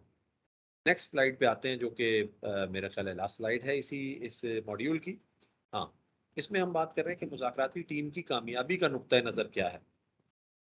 बेसिकली हम ये कहने की कोशिश कर रहे हैं कि जो टेक्निकल रेजोल्यूशन है या तकनीकी हल जो है, मतलब अगर फोर्स का यूज करना पड़े तो इसका ये मतलब नहीं है कि मुज़ाकरात फेल हो गए। मुज़ाकराती टीम की कामयाबी का नुक्ता नज़र क्या है, मुज़ाकरात कब कामयाब कहलाएंगे। हमने शुरू में आपसे कहा था कि जैसे आप कोई ट्रेनिंग करते हैं, जैसे आप कोई क्लास में पढ़ते हैं, तो आप पास कब होते हैं, जब आपके एग्जाम्स हों और एग्जाम्स के अंदर आप पासिंग मार्क्स ले लें तो आप पास हो गए। लेकिन पास होने के ये इसके अलावा भी और भी नज़रिए और भी जाविये होते हैं। एक ये भी होता है कि अगर आप आखिर में, आजकल के दौर में सिर्फ एंड एग्जाम नहीं होता, सिर्फ लास्ट या फाइनल एग्जाम नहीं होता, बल्कि क्लास पार्टिसिपेशन के भी नंबर्स होते हैं, क्लास के अंदर जो क्विज होते हैं उनके भी नंबर होते हैं, क्लास के जो असाइनमेंट्स आपको दिए जाते हैं उनके भी नंबर होते हैं। सिर्फ फाइनल एग्जाम के नंबर नहीं होते। बाज़ औक़ात ऐसा होता है कि फाइनल एग्जाम 60 नंबर्स का होता है और ये क्लास एक्टिविटी, क्लास क्विज और ये सारी चीज़ें 40 नंबर्स की होती हैं।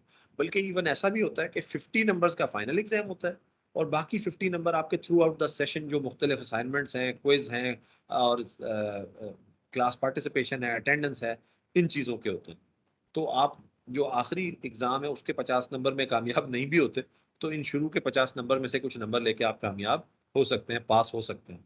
बिल्कुल यही मिसाल यहाँ पर मैं दूंगा कि मुज़ाकराती टीम या मुज़ाकराती अमल जो है, उसकी कामयाबी का सिर्फ यही नतीजा नहीं होता कि आखिर में फोर्स यूज ना करनी पड़े और जनाब अगर आखिर में फोर्स यूज करनी पड़ी तो आप कहें कि मुज़ाकरात फेल हो गए। ऐसी बात नहीं है।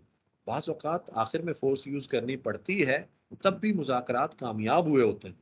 उसकी वजह क्या है कि मुज़ाकरात की कामयाबी का अंदाज़ा नंबर 3 पॉइंट में लिखा है कि मुज़ाकरात की कामयाबी का अंदाज़ा इससे लगाया जा सकता है कि ज़बानी रोकथाम के ज़रिए वाक़े को मुस्तहकम करना। सबसे पहले जब आपने बातचीत शुरू की तो जो बिगड़ रही थी सूरत हाल, आपकी बातचीत के ज़रिए वो मुस्तहकम हो गई, वो मज़ीद बिगड़ने से बच गई। कम से कम ये तो हुआ कि मज़ीद बिगड़ने से सिचुएशन बच गई। पहले तो यरगमालियों को नुकसान पहुंचाया जा रहा था, फायरिंग हो रही थी, तशद्दुद हो रहा था। आपकी बातचीत से या आपके मुज़ाकरात से कम से कम इनिशियली तो ये हो गया कि ये जो एक बहुत ख़तरनाक सिचुएशन डेवलप हो रही थी, ये मज़ीद ख़तरनाक होने से, मज़ीद एग्रेसिव होने से रुक गई। तो ये एक पॉजिटिव पॉइंट है। फिर इसी के बाद कानून नाफिज करने वाले अफसरान को खतरनाक इंदराजात की फॉर्म को बरकरार रखने का मौका मिल गया।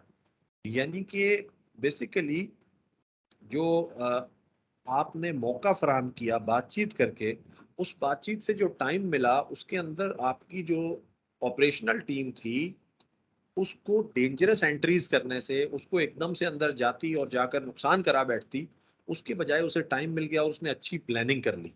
और उसकी अच्छी प्लानिंग की वजह से जब ऑपरेशन करना पड़ा तो वो कामयाबी से हो गया ऑपरेशन। ऑपरेशन ऐसे भी होते हैं, आपको पता है, जिनके अंदर कामयाबी होती है। ऑपरेशन ऐसे भी होते हैं जिनके अंदर कामयाबी भी होती है और नुकसान भी होता है। और ऑपरेशन ऐसे भी होते हैं जिनमें सिर्फ नुकसान होता है और कामयाबी भी नहीं होती।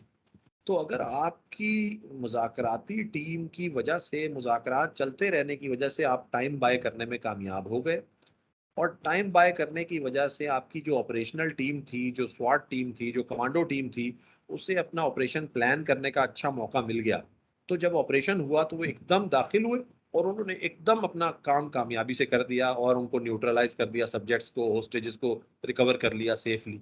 तो ये भी तो कामयाबी है। अगर ये आप मुज़ाकरात ना करते और एकदम से असॉल्ट टीम को, कमांडो टीम को एंटर होना पड़ता, तो क्या पता उनकी तैयारी इतनी अच्छी ना हो पाती। इसलिए ये भी निगोसिएशन टीम की कामयाबी है।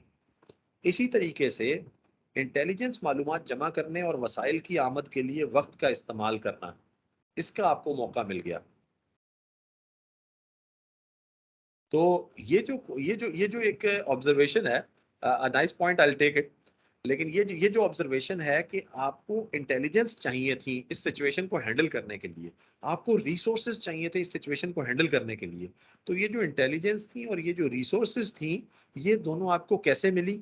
निगोसिएशन टीम जब बातों में वक्त जाया करती रही तो बेसिकली बज़ाहिर वो वक्त जाया हो रहा था, लेकिन वो वक्त काम में आ रहा था। आपको इंटेलिजेंस इंफॉर्मेशन मिल रही थी और आपको आमद, वसाइल की आमद का, या आपको रिसोर्सेज कलेक्ट करने का मौका मिल रहा था।